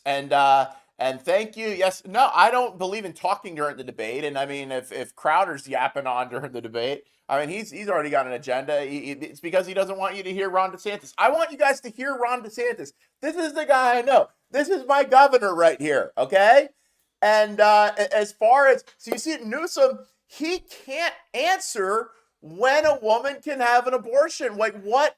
Where is the cutoff? And this is what we always go to with these guys. Like, okay, in Florida, it's a heartbeat. Okay. In Florida, we have a heartbeat bill. Okay. You can get an abortion up until when a baby has a heartbeat. All right. Where is it for the people in California? Where is it for people like Newsom? And when they try to pin him down on it, he will not answer. And I'll tell you why. Because people like Newsom, they believe in people being able to have abortions leading up to birth, sometimes after birth. Okay? Why can't he answer this? All right?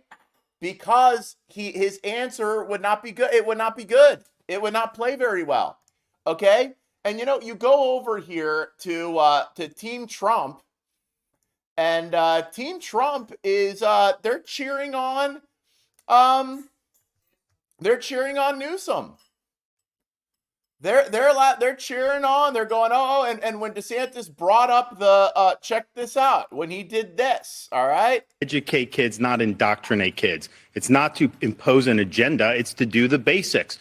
And what we've said in Florida is it's inappropriate to tell a kindergartner that their gender is a choice. It's inappropriate to tell a second grader that they may have been born in the wrong body. Now, California has that. They want to have that injected into the elementary school. My wife and I have a 7, 5, and a 3-year-old. We don't think that that's appropriate. And I know most parents do not think it's appropriate.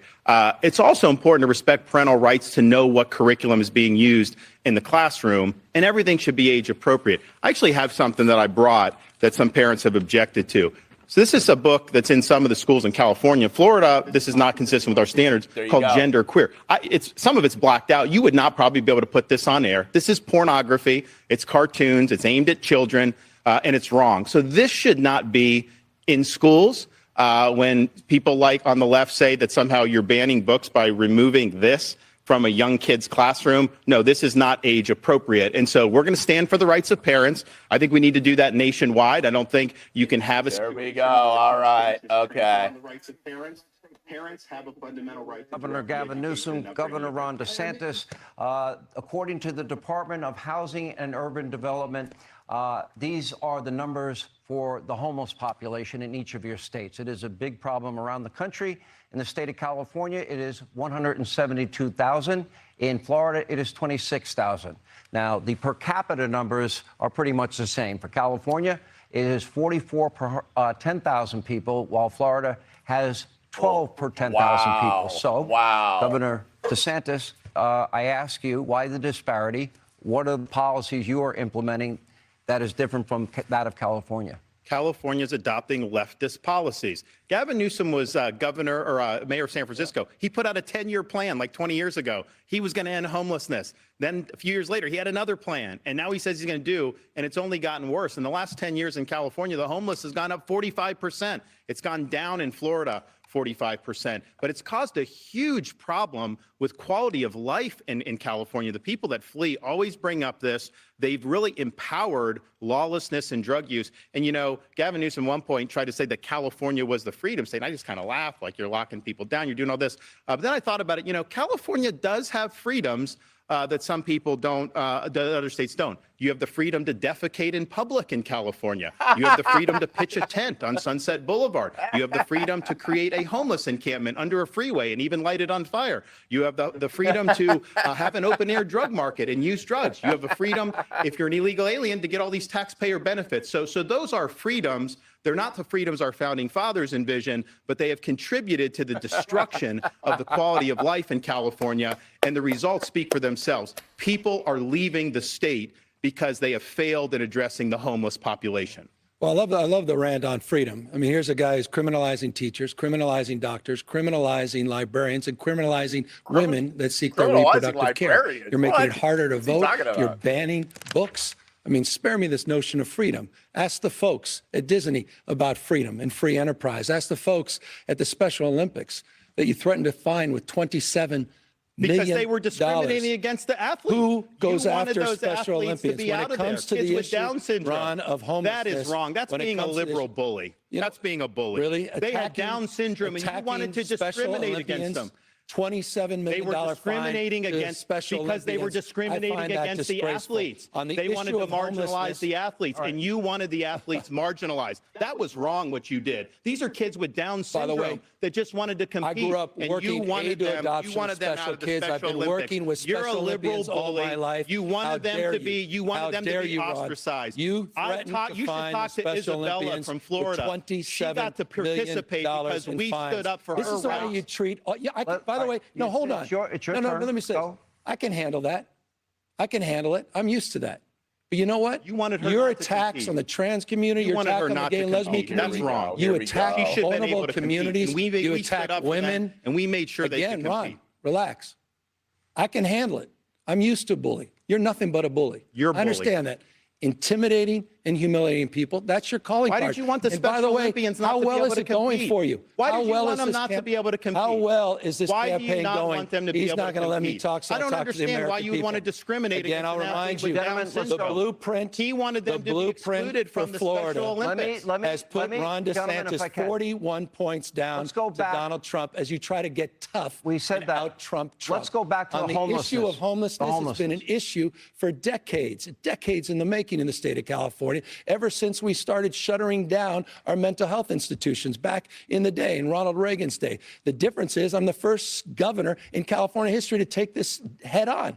We are investing unprecedented resources, more accountability. We've gotten 68,000 people off the streets, close to 6,000 encampments we've gotten off the streets. We've also invested in unprecedented resources in reforming our behavioral health system. Ron has literally the worst mental health system in America, forgive me, outside of Mississippi and Texas. And so with all due respect to being lectured on some of these topics, Ron DeSantis is not the one I'm going to be listening to. 30-second response. You're, well, I'm looking at total time. Governor DeSantis, look, about 2 Give him minutes. an extra. He needs it. This is a map of San Francisco.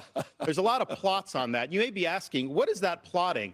Well, this is an app where they plot the human feces that are found on the streets of San Francisco. And you see how almost the whole thing is covered. So good. Because that is what has happened in one of the previous greatest cities this country's ever had. Human feces is now a fact of life, except when a communist dictator comes to town. Then they cleaned up the streets. They lined the streets with Chinese flags. They didn't put American flags there. They cleaned everything up. So they're willing to do it for a communist dictator, but they're not willing to do it for their own people. I want to get in with the limited time we have such- left. I want to get to two very important issues we have not hit. Look at that. It's a After poop the map. It's a Hamas poop terror map. attacks on October the 7th, we have seen what is nothing short of a disturbing outbreak of virulent hatred, anti-Semitism around the world, in the halls of our Congress, on American streets, on college campuses.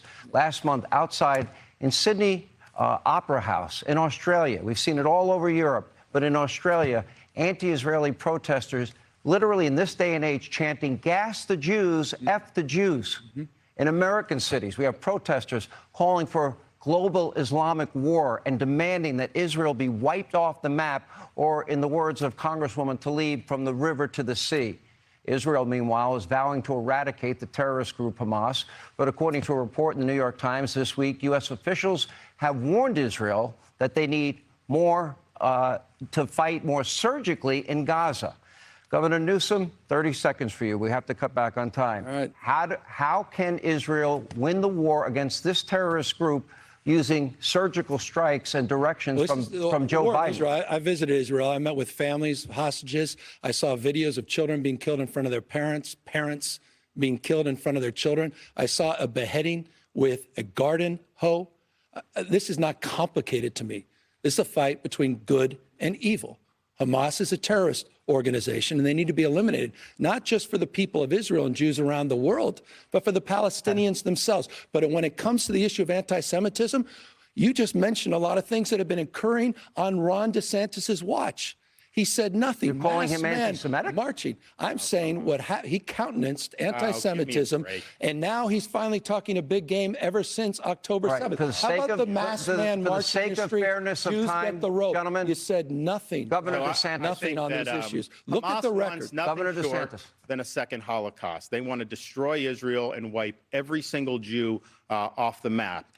Israel has every right to defend itself to the hilt. Biden should not be kneecapping them in any way, shape, or form. And by the way, Biden stranded a lot of American citizens over there. We're trying to get home. So I did an executive order in Florida, and we sent planes over to Israel right in the aftermath of October 7th, and we saved over 700 Americans, mostly Floridians, but not all, because Biden wouldn't do it. Finally, Biden started dumping people in Greece, and then they were sending a bill to the Americans just to get to Greece. If you come to this country illegally, they will pay to fly you all over the place. They'll put you up in a hotel at no expense. But yet our own citizens fleeing a war zone, they're going to send you a bill. Joe Biden failed those people, and we stepped up and got it. Let me ask you, I didn't want step up to turn call to out the anti-Semitism we don't have a lot of time on your streets for years. I want to turn and to years, the Ron, issue, and you haven't gentlemen, answered of that China. I talk about this often.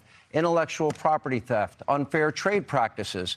That China has been hostile to our fighter jets in international airspace, hostile to our Navy in international waterways. We know all about the China spy balloon that happened, 8 days right across the United States over military installations. The communist Chinese, they have nationals buying up thousands of acres of ranch land, farmland, and land near military installations. Their hostility towards Taiwan. They are, Governor DeSantis, our #1 geopolitical foe. I don't see that the Biden administration has been tough with them. What would you do differently? Well, first, in Florida, we banned China from buying land in our state because you're right. You don't want them buying farmland or land near military bases. So we acted. We also got the Confucius Institutes out of our universities. China should not be involved in our universities at all. What you need to do is you need to have hard power in the Indo-Pacific to deter China's ambitions. You need to take the economy, and we need to decouple from China. We're dependent on them for so many things. And then finally, we need to get serious about their influence in this country. They shouldn't be able to buy farmland anywhere. I can tell you this, I would not go to China and grovel in front of Xi like Gavin Newsom did. He says China's a partner on climate change. China's adding 2 new coal plants every year. China's laughing at us with what they're doing. So yes, they're the #1 threat we face, and we need to take it seriously, and Joe Biden is not doing that. This is just a reminder, I think it's a question some people are probably asking. I know Nikki Haley's campaign is asking, when are you going to drop out and at least give Nikki Haley a shot to take down Donald Trump in this nomination? After tonight? She laid you out. No. You're a walking hypocrite. wish. You You're a walking hypocrite What about on Trump? the issue of China. You This is a and guy Trump wish. that was looking for direct foreign trade from China, was doing trade That shows, is open false. up an That's awesome. already been That's debunked. And you talk absolutely about the true. liberal fact You are checkers. aggressive Even at- the liberal fact checkers Donald did Trump that. So. himself today called you Red Ron for a Please. reason, because of your complete hypocrisy. All right, we're on almost this. out of Again, time. Talking a big game. I confronted Xi on the issue of fentanyl, Ron. I confronted them Not on human rights, you didn't. I absolutely did, with the foreign minister and the vice president Right after and you give other a leaders parade. in China. You talk a big game. Meanwhile, We're you haven't over done anything time. except tweet things Final out. question, Governor DeSantis. We owe you about 90 seconds, but you get the last word as per the coin flip. What are you giving me? 5 seconds? What do I get? No, I'll do it. I'll be a What little do I more get? generous than What do I get? that. Look, Yeah, shovel the cleanup. it's been a very passionate debate tonight. Actually, it's been fun to be a part of. It. I think the American people will decide. Governing philosophies could not be more different. But let me ask you this, kind of a fun question. You both clearly love your states. You visited each other's state. Governor DeSantis, You can take as much time as you want. You have an extra 90 seconds. What is your favorite thing about the state of California? And I give them 5 minutes for this. go right ahead. That's a good question. Five? Well, All right, we'll at stay the longer. top, When 5 minutes, Governor. When I got orders as a Navy lieutenant to go to Naval Amphibious Base Coronado, I had not spent any real time in California in my life.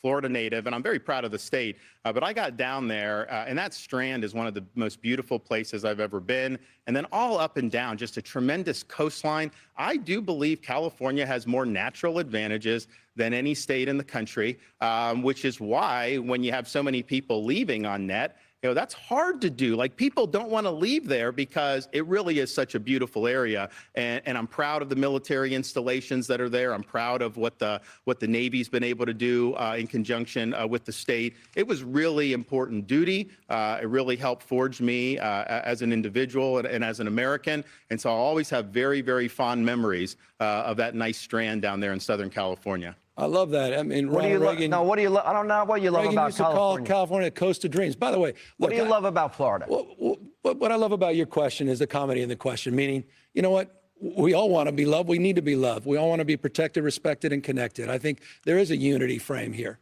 Okay. You said it well. I mean, Ron, I have no doubt Ron DeSantis loves this country. I love this country. It's not about red versus blue. It's red, white, and blue. The United States of America. And I think we're all better off, and we're all better off. And so I appreciate this conversation.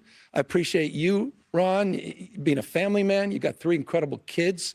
I appreciate your wife, your sacrifice, and I appreciate your military service. But I also appreciate we do have fundamental differences about the fate and future of this country. And that's why I'm going to be working so hard to get Joe Biden and Kamala Harris reelected in 2024. You couldn't resist. You had to go right back to 2024. All right, here's the last question. Would you do this again? Well, you know what? I hope we could do another half debating? hour. I got all night. Joe Let's Biden keep should show doing up it. to a debate. That's why I want to jump 5 minutes. to a I have debate. another 20 minutes, and I've got a lot of questions. I'm happy to. You want to stay? Let's just do an extended hour. I'm happy to do it. Okay. Then This has been fun. I think it's been fun, and I think it's been more entertaining. I'm sorry to the guests that I've invited. I got to take a break, though, in the meantime. We've got to pay some bills. It's not a cheap set we built for y'all. I hope you like it. Courtesy of your favorite channel, Fox News, and you do admit you watch often. We'll take a break. They've agreed to stay. Well, that's, I guess, a debate on the fly. We'll continue on the other side and later have live post-debate coverage. We are in Alpharetta, Georgia, the great red state, blue state debate as we continue. All right, they're going to keep going. They're going to keep going. This is good. Keep them going. Keep them going. What do I get? Hey, how about a shovel to clean up all the poop 10 off out the of 10 streets know of the San meaning of Francisco? How about sacrifice. that, Gavin? I mean, this is great. And let's go over here and check out what Team DeSantis is saying. But let me just say, guys, I told you, okay? Is it not clear to you now? By the way, I'm Chris Nelson. Please, wherever you're watching this, share this around. Yeah, watch it streaming here. Yeah, what do you think about that poop map?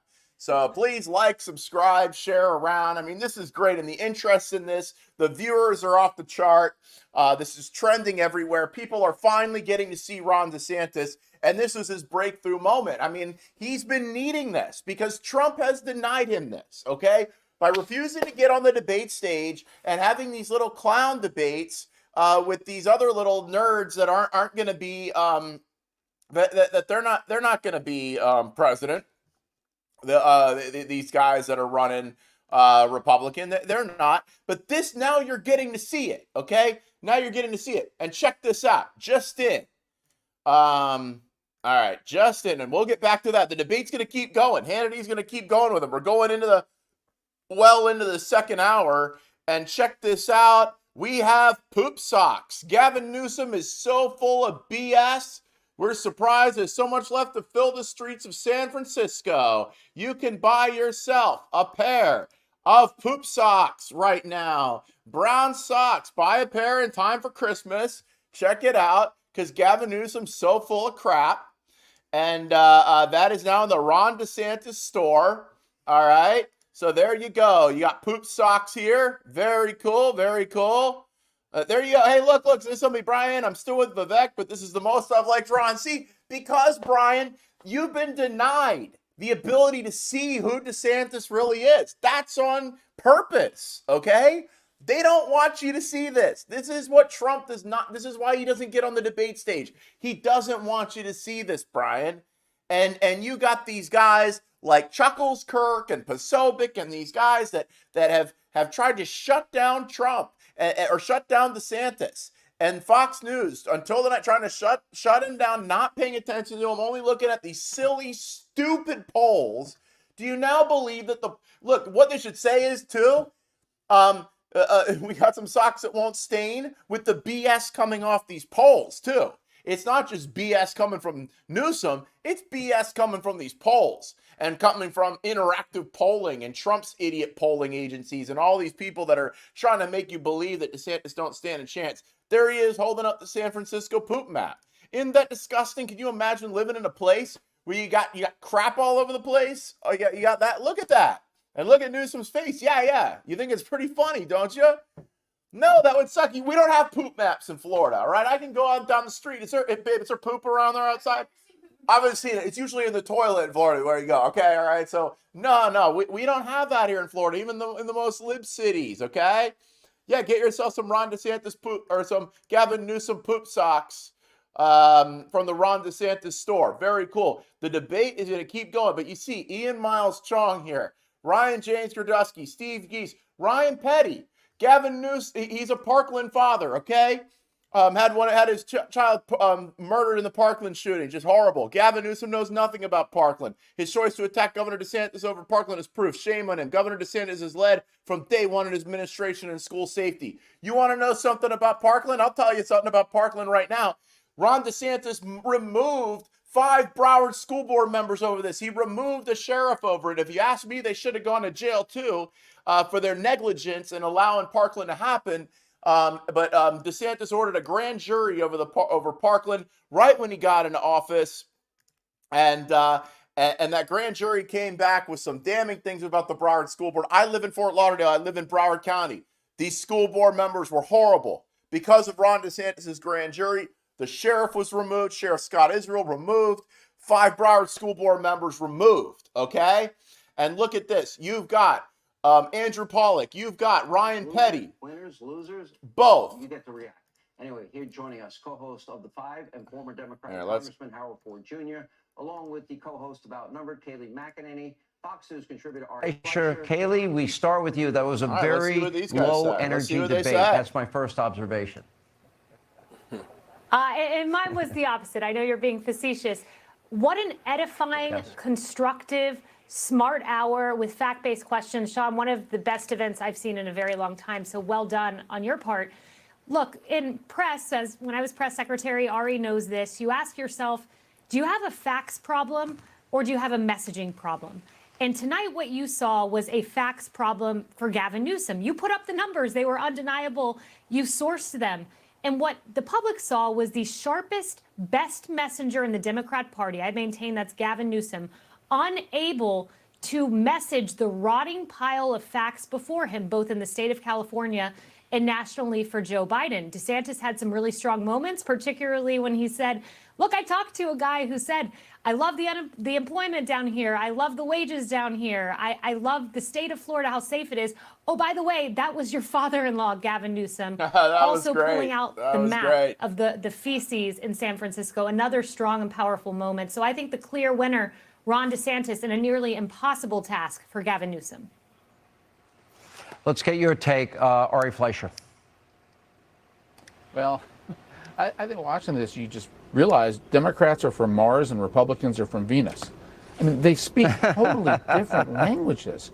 Ron DeSantis' language was one of economics, gasoline, $6, $7 a gallon, the lockdowns in California. It was very practical, very focused on people's daily lives, the rising cost of living. If you listen to Gavin Newsom, his whole message was identity politics, which is the language of the Democrats. I don't like the way you talk about migrants. We have to fight for women. Everything he says is about a group, an ethnic group, a chunk of Americans. It's not about America. And that's the language that Democrats respond to. So you really have 2 different approaches for what America needs. I will say this. Gavin Newsom is much more articulate, fast on his feet, and sharper than Joe Biden. And if I'm a Democrat looking at the presidential race, even if I dismiss Ron DeSantis, I have to still worry about Joe Biden. And that's a difference in just Biden's age, Sean, as you pointed that out. The final thing I'll say about DeSantis, I don't think that he closed the gap with Donald Trump tonight. It was a nice night for him. He did well. And he had the facts on his side. Yeah, he did. But Donald when you Trump look at could the never purpose of do him that. being there, which is to win a presidential race, I just don't think he closed the gap. He would never do that. Actually, it was separate from that. I could just tell you in the discussion leading up to this that this was really a state versus state. And although clearly I think Gavin at times wanted to talk more presidential politics, Harold Ford Jr., your take. So first off, congrats, Sean. I thought you did a great job, and you framed this thing the right way, a state versus a state. And both of these candidates who are governors were very passionate, patriotic. They defended their records. I think Kayleigh and Mr. Fleischer are right. I think what Ari said at the end there is probably most useful, and maybe the utility level is highest. Who did best for their parties tonight? I think one of the things, and Kayleigh said at the outset, there's no doubt that Gavin Newsom will be the most important, the most forceful and articulate advocate on behalf of Democrats in this 2024 election. And Governor DeSantis, I think, displayed one of the things that Republicans are going to have to deal with. How do you talk about the economy? How do you talk about issues in the face of, I think, whether we like it or not, or agree or not, one of the most powerful issues in this election in 2024 is going to be this issue of reproductive rights for women. It's not going to overtake everything, but it will certainly be one of the most important issues. And I think where we are 6 months from today with regard to gas prices and inflation will probably determine more about the outcome of the presidential race than anything else.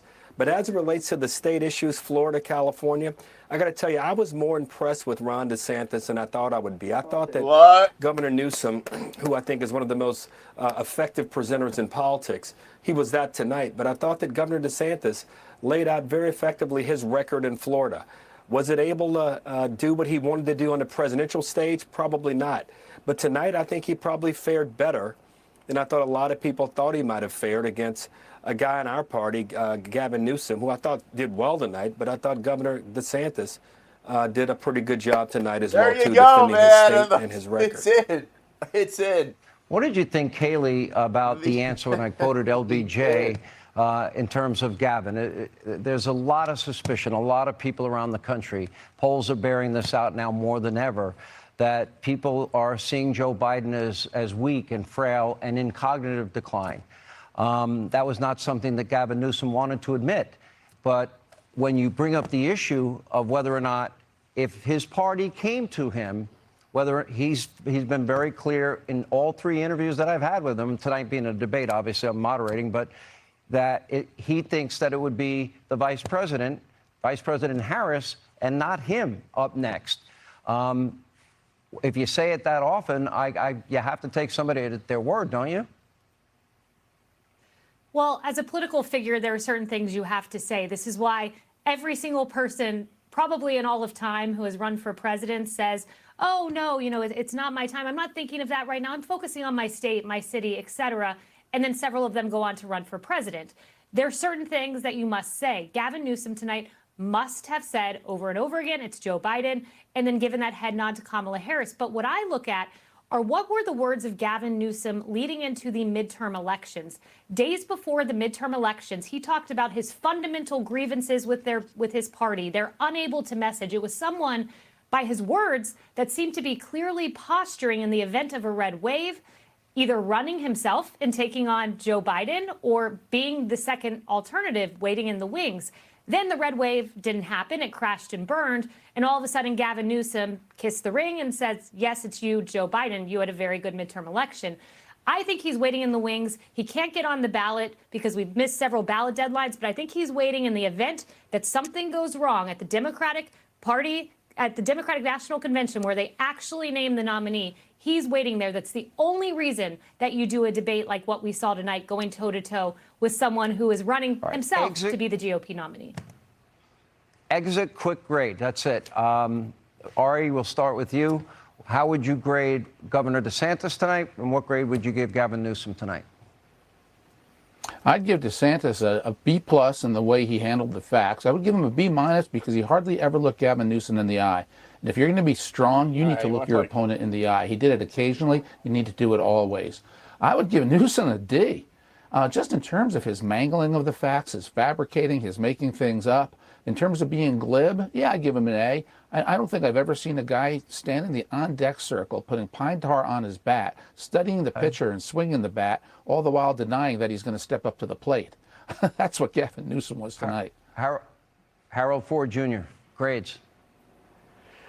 I give them both B pluses. I thought they did what they had to do tonight to try to advance where they were. I do think that if you're Governor Haley, if you're thinking about the presidential race tonight, Governor Haley probably is feeling fine tonight, and I think in the presidential race, former President Trump is probably feeling much better. And if you're President Biden, you better sign Governor Newsom up to be your chief surrogate in this presidential race. Oh, it is signed about Haley, to you take get the over last because word. he's Grades. going to be. All right, there you DeSantis guys go. gets an A. He was the clear runaway winner. However, Okay, Gavin okay. Newsom, given the bad pile of facts, gets a C. He's a sharp messenger. Watch out. That guy's coming. He's a rising star in the party. All right, thanks all three. I appreciate it. There you go. Thanks Newsom. for being with us. When we come back. Yeah, Newsom, he is. I mean, look, guys, and this is Chris Nelson. Thank you so much for watching. This is the Ron DeSantis that everybody needed to see. And the only people afraid right now are Donald Trump and all his little minions, okay? They did not want this to happen because what just happened, they knew would happen, okay? Now, there's just a couple things I wanted to address, but I tell you, Gavin Newsom's going to be the nominee. And let me tell you something else. There are a lot of people that have not been able to see Ron DeSantis yet. They have not been able to see who he really is, how he can square off. And do you really think, look how sharp Gavin Newsom was. I will say it. I'll say it. The guy's sharp. He's a good debater. Okay. He's very good at twisting facts around. He's very good at making himself sound a lot less evil and creepy than he is, and trying to twist these things and trying to turn around and go, oh, you're denying women freedom. You're banning books. Oh, he's not banning books. And this is something. Some things I want to point out here. The book ban hoax. Okay, Newsom actually fell for this. That there's this book ban going on in Florida. Not true. Okay. Schools are not empty libraries, or there's none of these things. Okay, they were saying that books by Hank Aaron and about Hank Aaron and Roberto Clemente. There's been lies going around by Pink, who was carrying on and then blocking people and claiming Anne Frank's diary, stuff like that, was banned. None of those. There's no book bans in Florida, but DeSantis actually came and showed you what has been taken out of schools.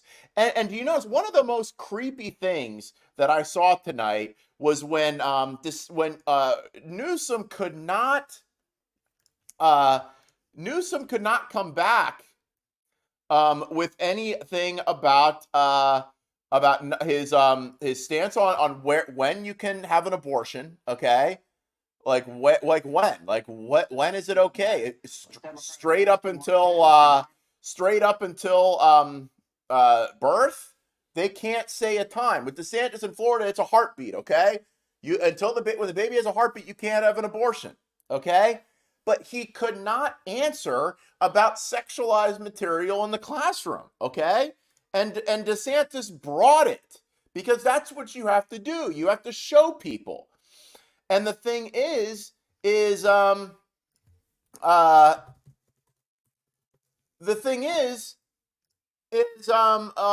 have to show people these things. You have to have, all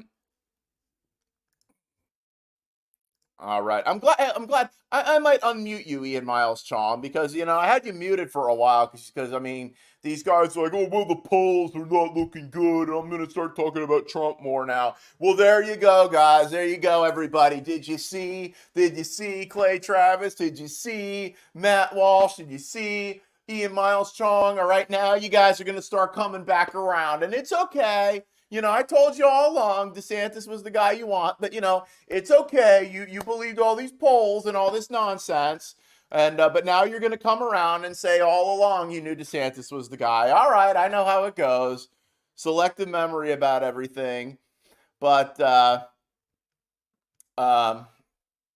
so let me okay, go to Christina Pushaw, who is the spokesman for DeSantis.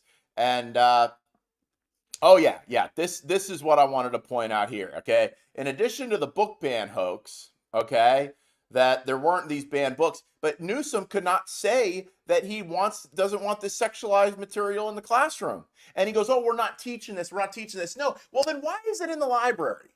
If teachers aren't assigning reading, and what we're finding and what we found in Florida, and great groups like Moms for Liberty that Trump people are smearing now, found in Florida were books about with these illustrations of like all these young boys going to an island and having sexual experiences with each other, and then you'd find like that kind of stuff on a reading list.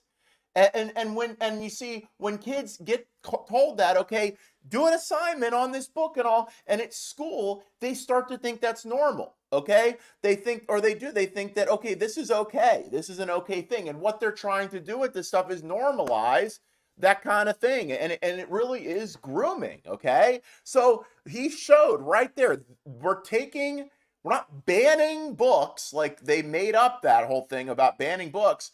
We are we're going in these libraries and finding these books that should not be shown to third graders or even high school kids, and then they're on these reading lists and stuff for school assignments. What the hell is that? So DeSantis does this thing, he shows it. He shows what we're finding. And then they always cut away from it when they show it. It's like, well, wait, hold on. If a third grader can see this stuff, why can't I show it right here? I thought Hannity did a good job. He asked about the lockdown. He asked all the questions that we wanted to know about. He asked all these questions, and that the other debate hosts would not ask.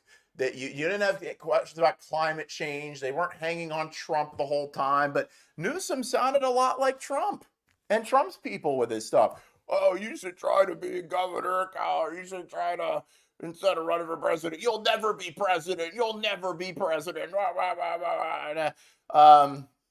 And that's the same thing we hear from Trump and his guys. But I want to talk about this because he brought up the Special Olympics. And we got Team DeSantis has been sending out these things. And I'll put some of that up on the screen. But with the Special Olympics, okay, this is very important to know.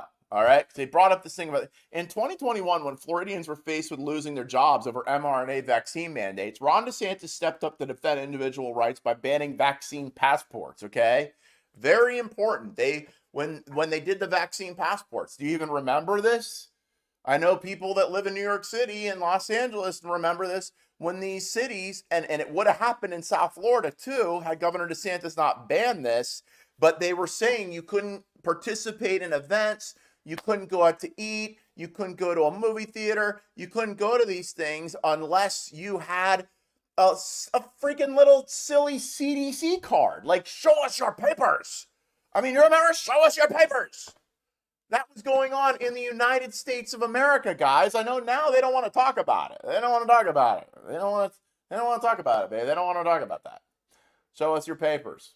I mean, it was. They had it in freaking Germany, and it's the Jews that had to show their fucking papers. Yeah, and this happened like what? This happened like 2 years ago, and people are acting like it never happened. So this is at the height of all that. And in 2022, the bureaucracy of the Special Olympics International attempted to impose a COVID vaccine mandate for all athletes to participate in the Special Olympic Games in Florida. This is disgusting, guys.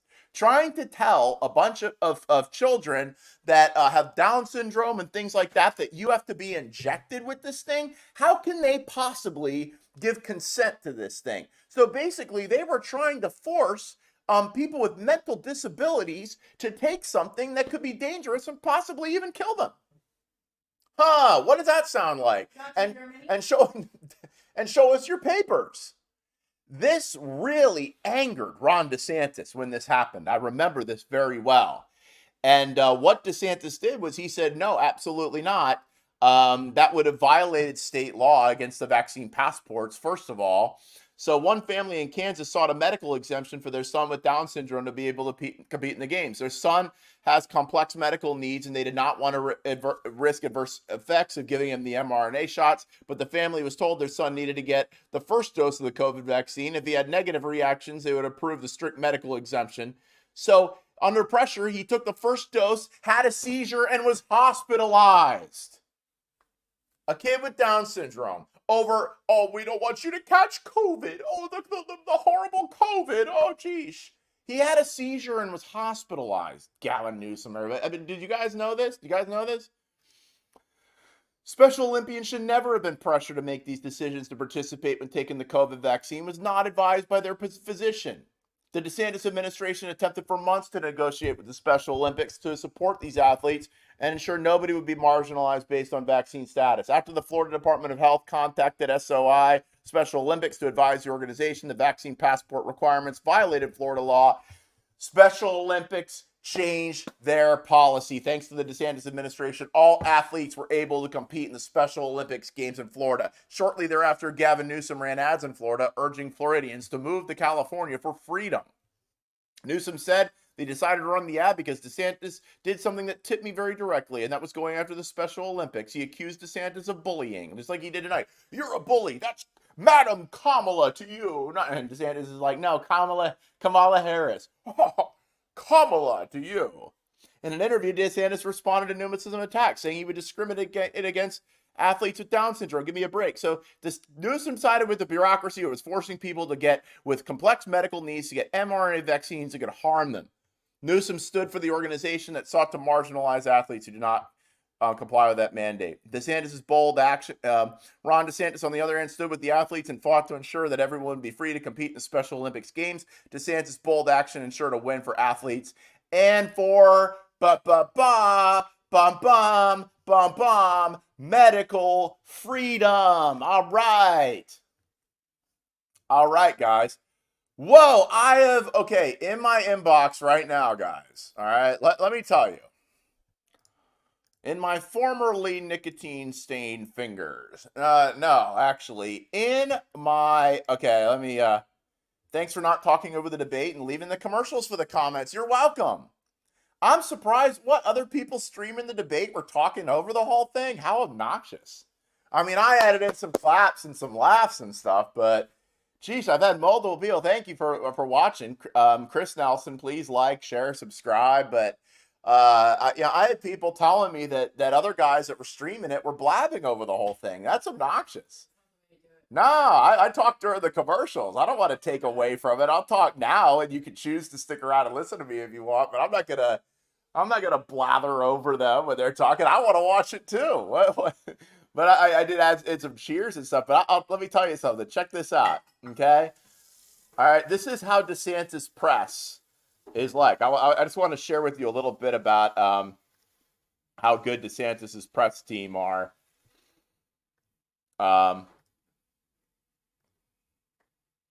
Look at this. Okay, look.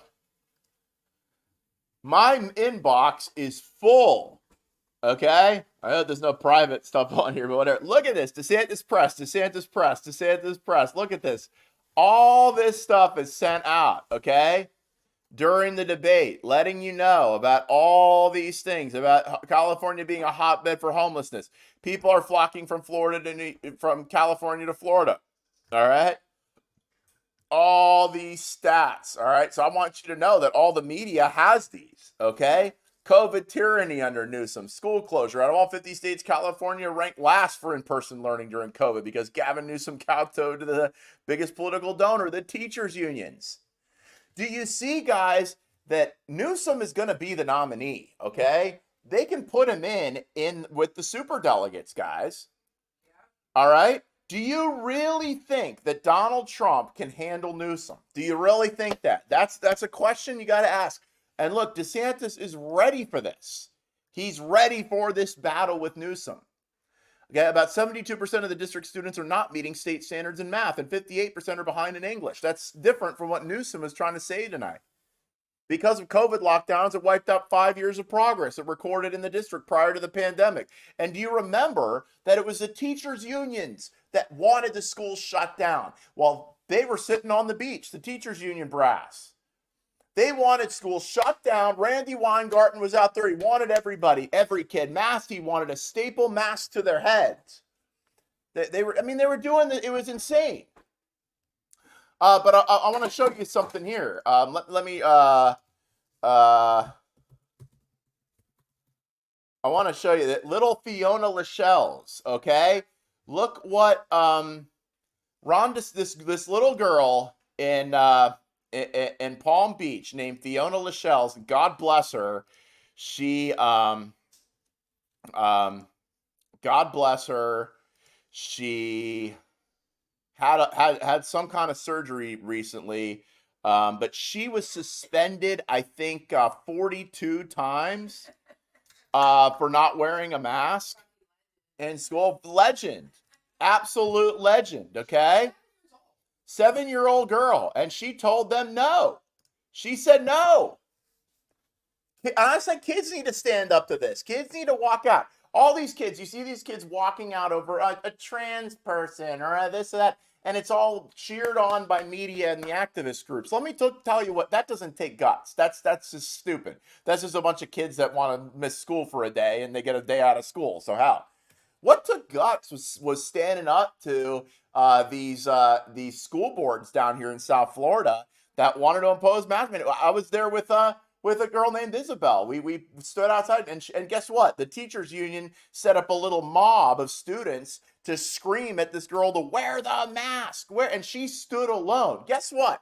Fiona Lachelle's, actually, Ron DeSantis brought her up on stage, and Benny Johnson shared this before the great embargo on Ron DeSantis. This is back when they were all allowed to like Ron DeSantis. All the listless vessels were. But check this out.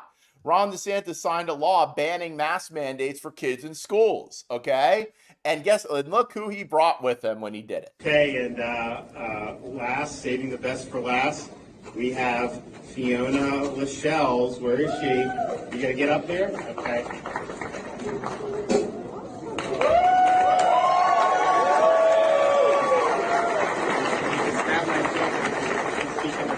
that okay?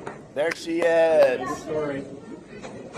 Tell them who you are and why you're here. Hi, I am Fiona Lachelle's. Tell them what grade you're in. And I'm in 2nd grade. And why did you, when you and I met, what did you tell me about going to school?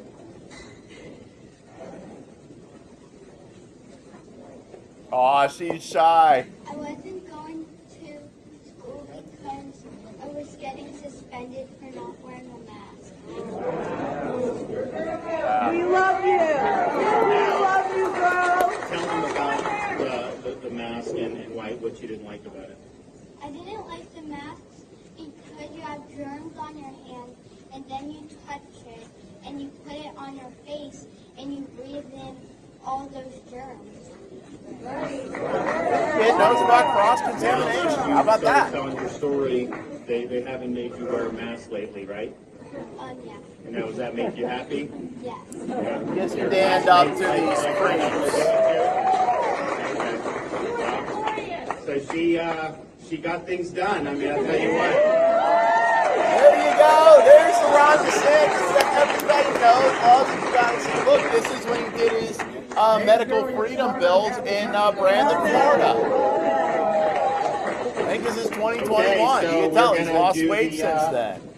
And there he is. He went over with her to sign the bill, and brought Fiona with him. All right. So there you go. And let's go over to here, because on Ron DeSantis's on his Twitter page here, you'll see all the clips. So let's watch the best clips from tonight, guys. What do you say, guys? You guys that are like, yeah, you like that, Brian? You like, what's up, Deirdre? You guys like this? You want more? Hey, how about we watch some of the clips from tonight, man? These were good. This was good. Let's watch some of these clips, okay? Because all the good clips of DeSantis are now going to be posted up. So here he is talking about Z and Newsom groveling before Chairman C. Well, first, in Florida, we banned China from buying land in our state because you're right. You don't want them buying farmland or land near military bases. So we acted. We also got the Confucius Institutes out of our universities. China should not be involved in our universities at all. What you need to do is you need to have hard power in the Indo-Pacific to deter China's ambitions. You need to take the economy and we need to decouple from China. We're dependent on them for so many things. And then finally, we need to get serious about their influence in this country. They shouldn't be able to buy farmland anywhere. I can tell you this, I would not go to China and grovel in front of Xi like Gavin Newsom did. He says China's a partner on climate change. China's adding 2 new coal plants every year. China's laughing at us with what they're doing. So yes, they're the #1 threat we face, and we need to take it seriously. And Joe Biden is not doing that. It's just Well, first in Florida, we banned China from buying land. Would Trump be able to do that? No. Because why? Because Trump can't give that answer on China. He won't say that. He'll go, oh, China, no, we need to couple. Decoupling would be very bad. I really look up to Chairman Xi.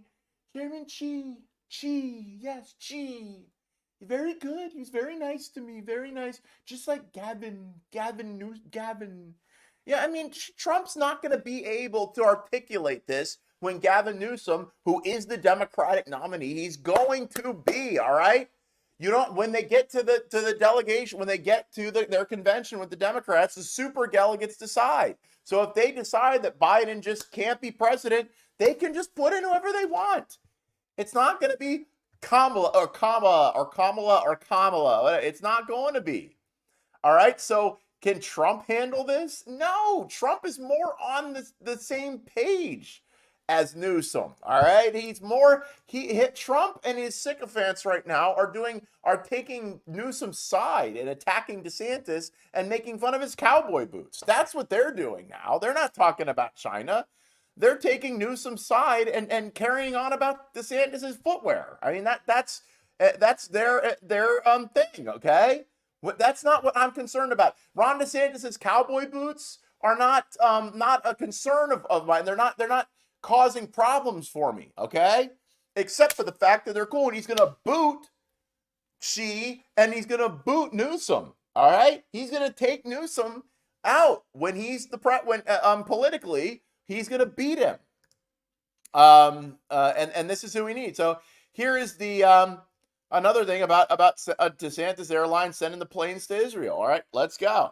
look at the record. Governor DeSantis. Than a second Holocaust. They want to destroy Israel and wipe every single Jew off the map.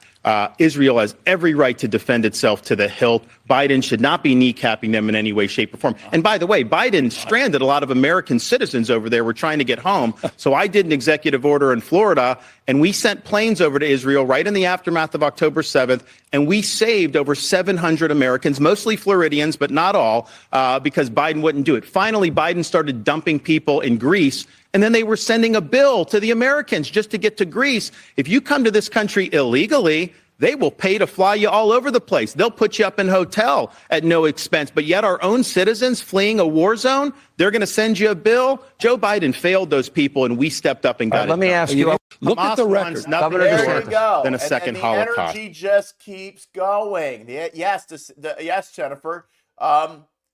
DeSantis shredded Newsom. Okay, I mean, if it's DeSantis and Biden on the stage, I mean, it's not even going to be a question.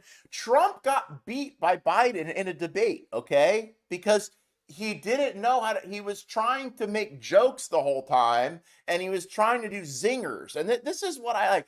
DeSantis has the substance behind him and the knowledge. He's not just trying to do one-liners and zingers and be a comedian and stuff, even though he was actually funny. The poop math, I mean, he was freaking hilarious.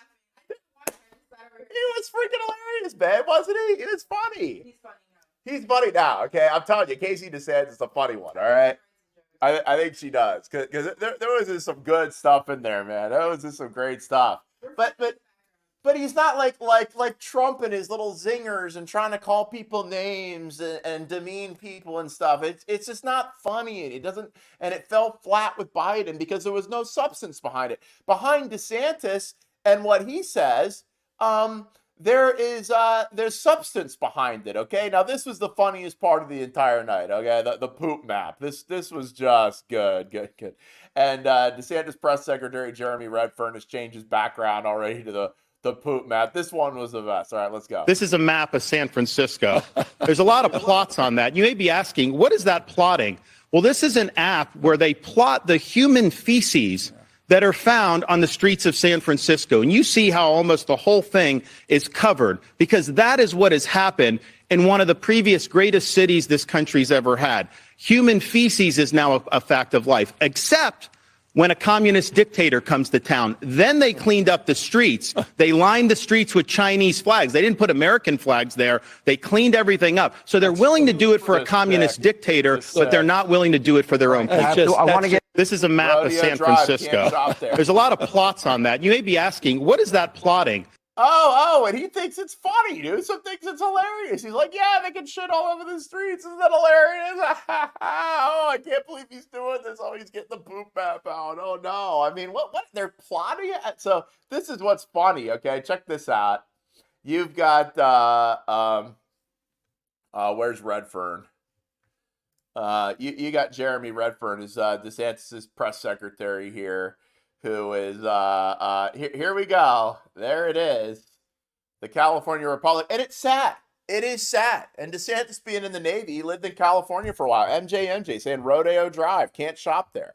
Babe, where's Rodeo Drive? It's in Beverly Hills. It's in Beverly Hills? It used to be one of the nicest neighborhoods, and now you can't even walk down the street in Beverly Hills without thinking you're going to get robbed. Rodeo Drive. You can't. Rodeo Drive in Beverly Hills.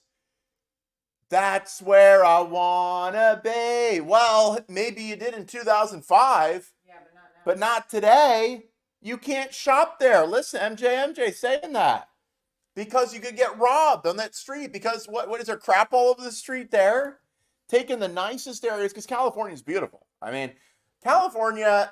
Now, I mean, I hear the water's cold. Okay, It's freezing. that's what I wouldn't like. I like the hot water, the warm water down here in Florida. But when I go to California, I mean, the air is crisp. I mean, it is beautiful. I mean, California is beautiful. But this beautiful state is just being ruined and crapped all over and turned into dangerous like this. Just wow. But okay, let's check out this. We begin with tonight's battle. DeSantis comms team already got a message out. Let's watch this. Oh yeah, let's go. We begin with tonight's battle royale of opposing ideologies. It's a red state versus a blue state showdown featuring Florida Governor Ron DeSantis and California Governor Gavin Newsom. The choice for America is this. What Biden and Harris and Newsom want to do is take the California model and do that nationally. This country must choose freedom over failure. He's the first governor to ever lose population. They actually at one point ran out of U-Hauls. I was talking to a fella who had made the move from California to Florida. And he's really happy with the quality of life. And then he paused and he said, by the way, I'm Gavin Newsom's father-in-law. So we do count Gavin's in-laws as some of the people that have fled California. Don't lie about it. Necessarily. You don't need to lie about it. Joe Biden is sitting on his hands. He refuses to take care of the border. This is the vision of Biden, Harris, Newsom. Open borders. Americans suffer. These liberal elites, they like to impose burdens on you. They don't want to have to face the consequences of their actions. I don't mind Gavin lying to me, but I do mind him lying to you. He is sitting there saying that Joe Biden is willing to solve this problem. Is there anybody out there that actually believes this? This is a slick, slippery politician whose state is failing, people are leaving his state, and he's trying to run interference for his failure. What Biden would do, for the people around him, they would look to California for the model to go forward in the next 4 years. That would accelerate the decline of this country. Freedom is what works. The failures need to be left in the dustbin of history. There you go, and it's done. And they're on top of things. And do you also see this, that yes, President DeSantis sounds great. I mean, do you see how he's already on top of things with this stuff, okay? He's not messing around. He's not up in the middle of the night carrying on about Trump or the judge in his case. Oh yeah, because DeSantis doesn't have any criminal cases against him. He's focused in on winning. Okay, he wants to win. He can win. He will win. He's going to win for you. Okay, check this out. All right, another home run. Hannity did a good job, by the way. Finally, a debate worth watching. Donald Trump I think will what be he's rejected. saying. I think what he's saying should color every single thing. I mean, I've called him on a lot of the lies, but he says Joe Biden is 100% up to the job. You know that that's not true. Anybody that can look, he wants you to believe him over your own lying eyes. When he says the economy is so great, how great is it when you're going to the grocery store now? How great is it when you're trying to afford a home? How are those interest rates doing? What about affording a new car? So we have to get real here. We have to understand that Biden is not up to job. But here's I think the problem. What Biden would do, the people around him, they would look to California for the model to go forward in the next 4 years. That would accelerate the decline of this country. Yeah. Freedom is what works. The failures need to be left in the dustbin of history. Yeah, I mean, Donald Trump will be rejected. That's what they want. Okay? You ask yourself, do you have a facts problem or do you have a messaging problem? And tonight what you saw was a facts problem for Gavin Newsom. You put up the numbers. They were undeniable. You sourced them. And what the public saw was the sharpest, best messenger in the Democrat Party. I maintain that's Gavin Newsom, unable to message the rotting pile of facts before him, both in the state of California and nationally for Joe Biden. DeSantis had some really strong moments, particularly when he said, look, I talked to a guy who said, I love the employment down here. I love the wages down here. I love the state of Florida, how safe it is. Oh, by the way, that was your father-in-law, Gavin Newsom, also pulling out the map of the feces in San Francisco, another strong and powerful moment. So I think the clear winner, Ron DeSantis, in a nearly impossible task for Gavin Newsom. There you go. Look, and in that press, is says when I was Haley press secretary, McKennedy. Ari. That's the one that was Trump's press secretary, probably the best one he had. And Knows this. A woman with morals, which probably Trump didn't like. Trump doesn't like women with morals very much. Neither do the psychopaths around him, like Ryan Fournier, and he's got Jason Miller. But here she is, and Trump has just gone after her, and in a bad way. But she's right; she's dead on. She was probably Trump's best hire, and like he goes after his best hires, but right on. And DeSantis is going to continue to trend. Okay, he's going to continue. People are going to see that this is getting out there. Okay. And this is going to be the turnaround point. All right. This is going to be the turnaround point. And I don't care. They'll probably come out with a poll tomorrow saying, oh, look, Trump is even higher. Yeah, shut up. Just shut up. Check this out. I think I already played this, but let's play it again. But let me just say something about parents' rights, because he says California respects parents' rights. This is rich. He's been telling a lot of whoppers tonight. This may be the biggest. In California, if you're a parent in Iowa or New Hampshire or South Carolina, your minor child can go to California without your knowledge or without your consent and get hormone therapy, puberty blockers, and a sex change operation, all without you knowing or consenting. How in the heck is that honoring parents' rights when you're bringing people from out of state to go around their parents' backs and getting life-altering surgeries? That is radical. That is Ron, extreme. these kids that is an assault on parents' rights. You know what, Ron? It's not for you to decide. It's for the parents to decide. And the parents do not want their kids going to these other things. Let me go to a follow-up. Let me just say something about parents' rights, because he says California. There you go. Boom. Yeah, you're right. You're right, Brian. I'd be worried about Trump. Trump can't debate with substance or prove it. Okay? Here's the thing. I don't care what the polls say, what you say the polls say, or what some kind. Prove you can debate. Get on that stage. Where the hell are you? You know Trump is sitting in his Mar-a-Lago just watching this, just fuming. He's probably writing all this stuff and carrying on. Okay, you want to see what the Trump guys are saying? You want to see what this little clown is saying? Ron DeSantis wants to cry. Gavin Newsom just hammered Ron DeSantis on his phony COVID record. This is Trump people right here. Newsom points out that DeSantis had lockdowns, checkpoints, quarantine, and closed beach. Blah, blah, blah, blah.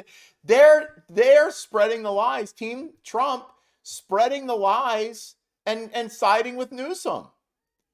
Brutal for Team DeSantis. No one likes Rob. Nobody likes Rob. So you're having these Trump idiots, and they're siding with Newsom. Okay, but they're actually this little creep is actually a lot quieter than I thought he would be.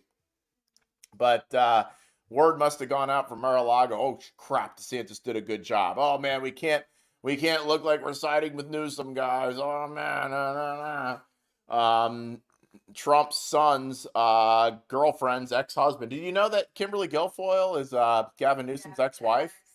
Can you believe that? I mean, how weird is that? There's that. And okay, here we are about crime.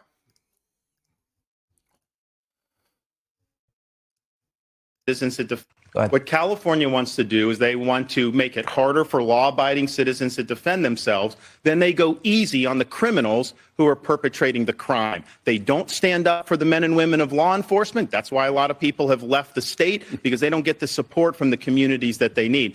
And, Gavin told another lie. He said we made it easier for felons to do. Felons are not allowed to possess firearms. That's federal law. That's been long-standing. No background checks. That is an absolute lie that he's saying like that. That has nothing to do with buying or purchasing a weapon. So that's just a lie, another lie that's coming up. But here's the thing. People are leaving California in droves because he has failed to stand up for public safety. They are on an ideological joyride to let people out of prison early, to go easy on them. Heck, your buddy, Gavin's buddy in Los Angeles, Gascon, he doesn't even prosecute. When I was in Southern California for the Reagan debate, a lot of the women tell me they have to take off all their jewelry just to be able to go shopping, because otherwise they're going to get mugged. That is the reality that people are facing in California. Right. Gavin can try to put lipstick on that pig, but the fact of the matter is he has failed the people of California. Governor Newsom. There you go. Don't try to put lipstick on that pig. And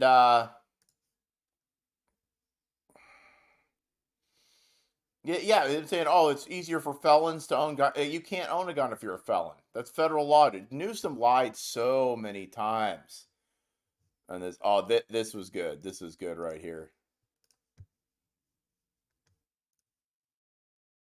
So I was talking to a fella who had made the move from California to Florida, and he was telling me that Florida is much better governed, safer, better budget, lower taxes, all this stuff. And he's really happy with the quality of life. And then he paused and he said, by the way, I'm Gavin Newsom's father-in-law. So we do count Gavin's in-laws as some of the people that have fled California and come to the state of Florida. And so I was talking to a fella who had made the move from California to Florida, and he was telling me that Florida is much better. See, if you had an audience there, they would have been laughing. They would have been, well, you didn't have an audience, but you just make do with what you got. And let's listen to this.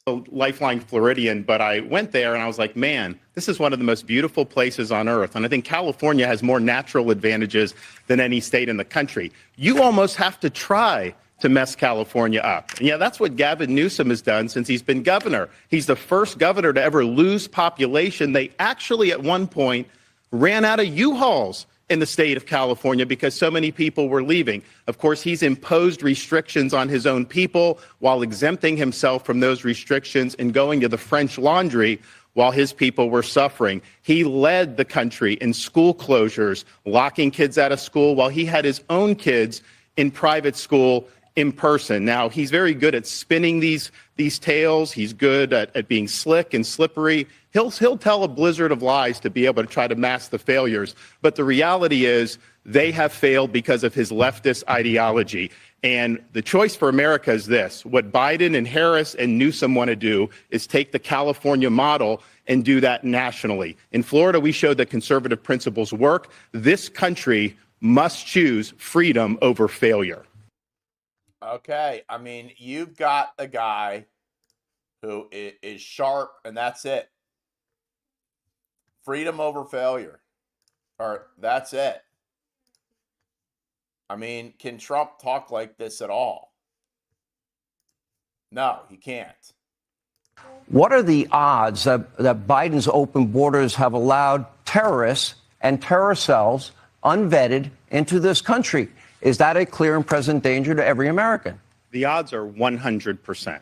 Of course our enemies are going to take advantage of this. He opened the border. He's not. He's violating his oath of office to take care that the laws are faithfully executed. He's knowingly having 8 million come in. And yes, there's criminal aliens. There are terrorists. There's a lot of fentanyl. That we've had tens of thousands of fentanyl deaths. I've met a lot of angel parents who have lost kids to fentanyl overdose. And the problem is, you'll have a college kid that may take some pill not knowing that there's fentanyl in it. And then right there, that can be fatal. They're poisoning our people. And Joe Biden is sitting on his hands. He refuses to take care of the border. He refuses to hold the drug cartels accountable. This is the vision of Biden, Harris, Newsom. Open borders. Americans suffer. And Americans continue to die because of fentanyl overdose. There will be, unfortunately, a terrorist attack at some point that we'll be able to trace back to our southern border. There you go. He gets it, guys. I mean, that says the Biden administration is not lying to the public about the border. They go to the White House briefing room every day. They say the border's secure. They are lying to you. We know that that's not true. Gavin Newsom is lying to you when he says somehow I supported these things, which I didn't do. He's also lying to you about what it's going to take to solve this problem. California is a sanctuary state.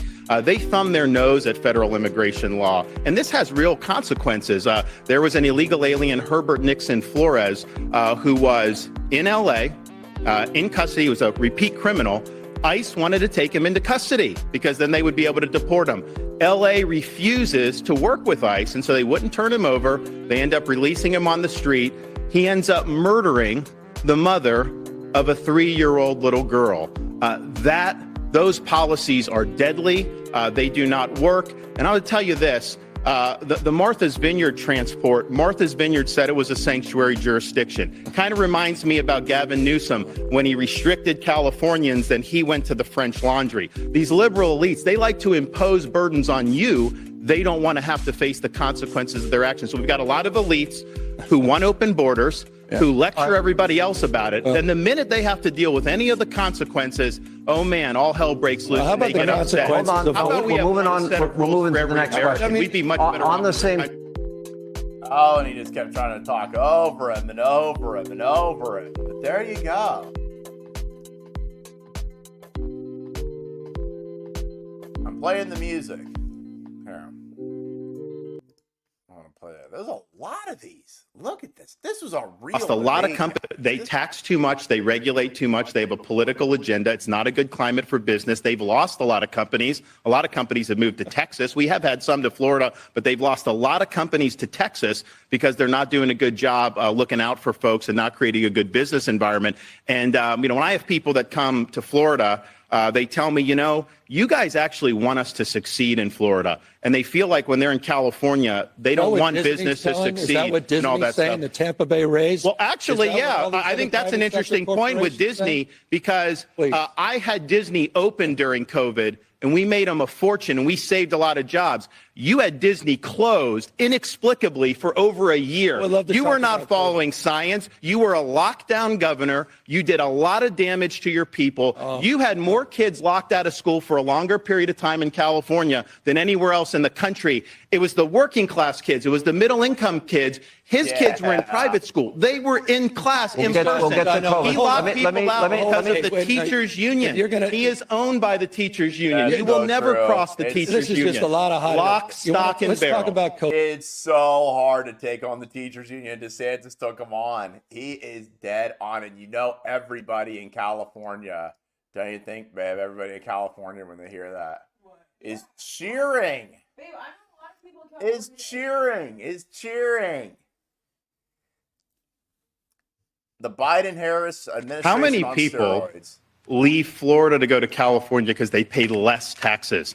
I've not seen that. Are people going from Florida to New York because they pay less taxes? Of course not. They come to Florida because they pay lower taxes. We don't even have an income tax.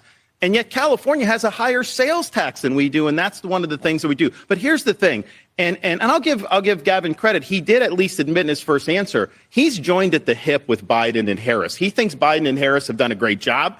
He thinks the economy is working because of their policies for Americans, and they are not. And so what California represents is the Biden-Harris agenda on steroids.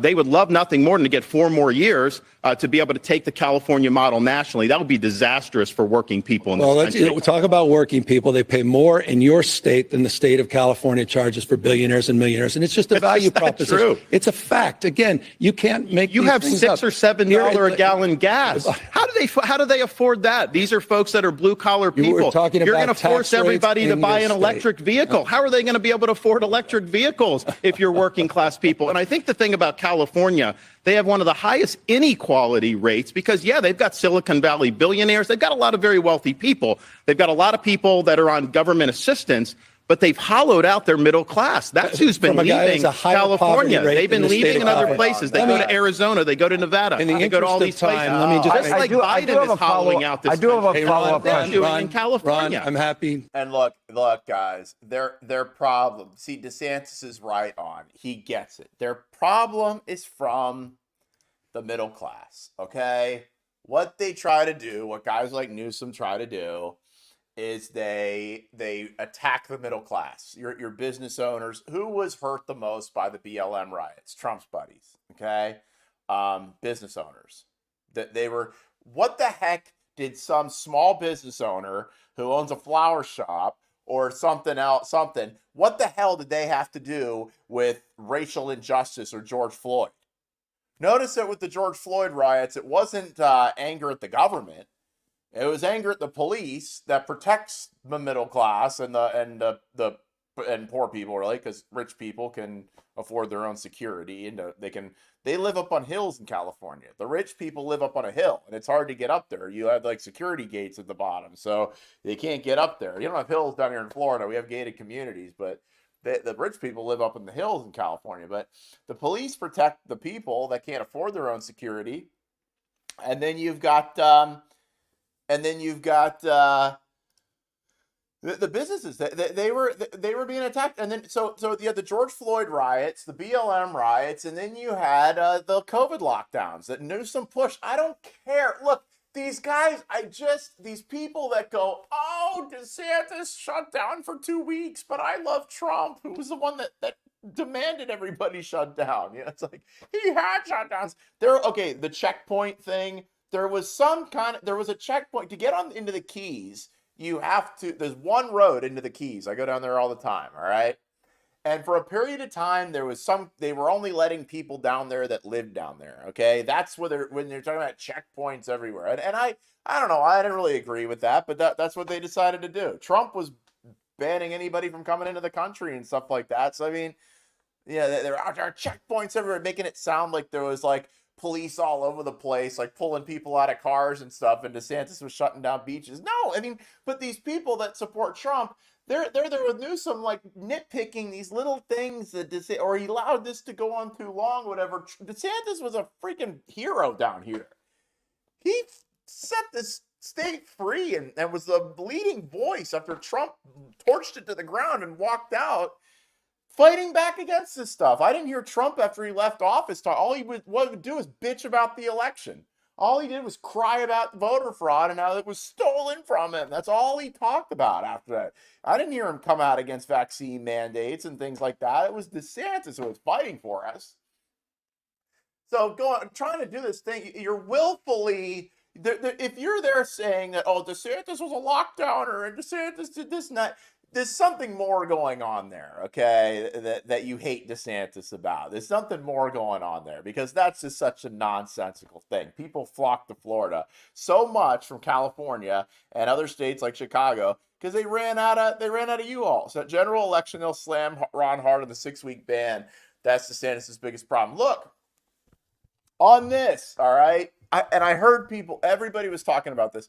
Oh, he won't win re-election because in 2022, Charlie Crist, Val Demings, the Democrats in Florida, ran 100% on the abortion issue. That's all they ran on. They ran on abortion. That was it. Okay? And they lost. They got clobbered. Okay? So I'm just not, there's more things that are more important to people than that. And besides, that's been left up to the states. But DeSantis has said that I'm not going to be an enemy to the pro-life movement here. I'm going to do what I can to help facilitate life because he believes in a culture of life, which goes along with not lockdowns, allowing babies to be born alive and things like that. And look, sometimes with DeSantis, it's you do the right thing and let the chips fall where they may. Let's cue the music again because do the right thing and let the chips fall where they may. And here's the guy who's sharp, and you just saw the preview of who's running for president. This is the most articulate Republican conservative in the country versus the most articulate Democrat to the left. And you just saw them. You saw the debate you deserved. That was the debate you deserved to see. Trump won't get his coward chicken ass on the stage, his cowardly butt up there on the stage. He won't. And now you see why. Because he doesn't want, he knows that DeSantis is an expert debater. He's got, and Trump doesn't really know what he stands for. I can't really tell you exactly what Trump stands for. It's so fluid, it changes. With DeSantis, you always know what he stands for. He might not do exactly what you want when you want it, but he's going to do it so it sticks. So it sticks in the courts because he knows the Constitution, he knows his role, he knows his authorities. That's why he wins in court so much, because all of his legislation and things are challenged in court. But he wins and he wins and he wins because he understands the law and he understands his constitutional authority. And when he gets into office as president, oh, you're going to see problem solved, baby. Problem solved.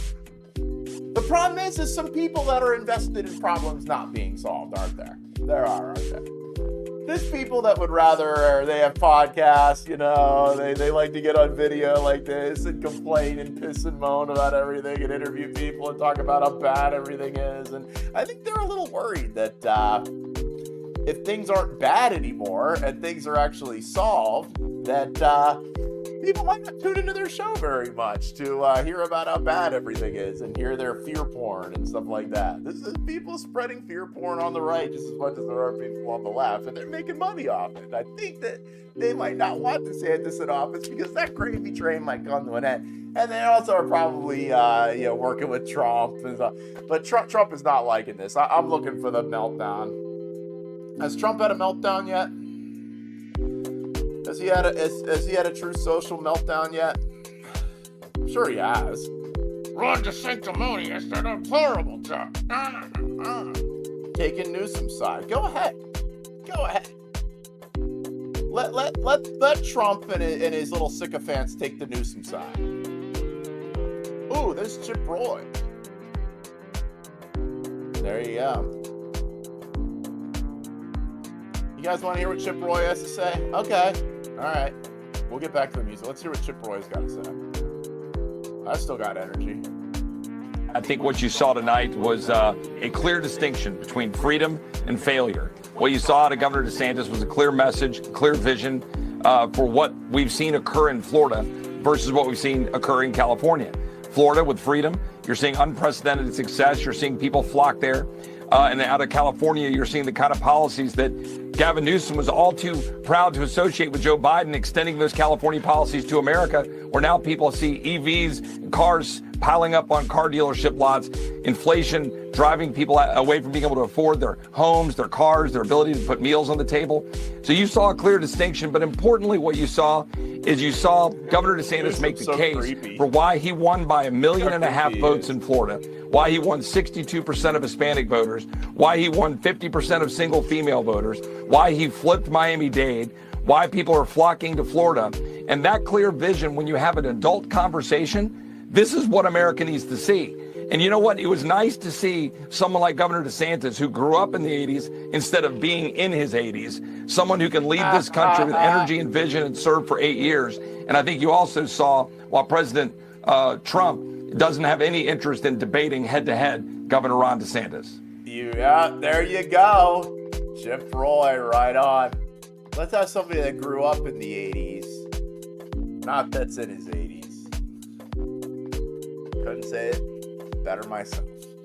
I'm Chris Nelson. Thanks for tuning into this awesome live stream where I did not yap through the entire thing. I waited and I held the yapping and the talking until later. I did it during commercials because nobody likes somebody that yaps during the main show, do they? No, they don't. I didn't. I let you watch because that is what you need to see. That is Ron DeSantis. Everybody, all the Fox News viewers, my boomer dad, all of you guys, thank you for joining, Brian.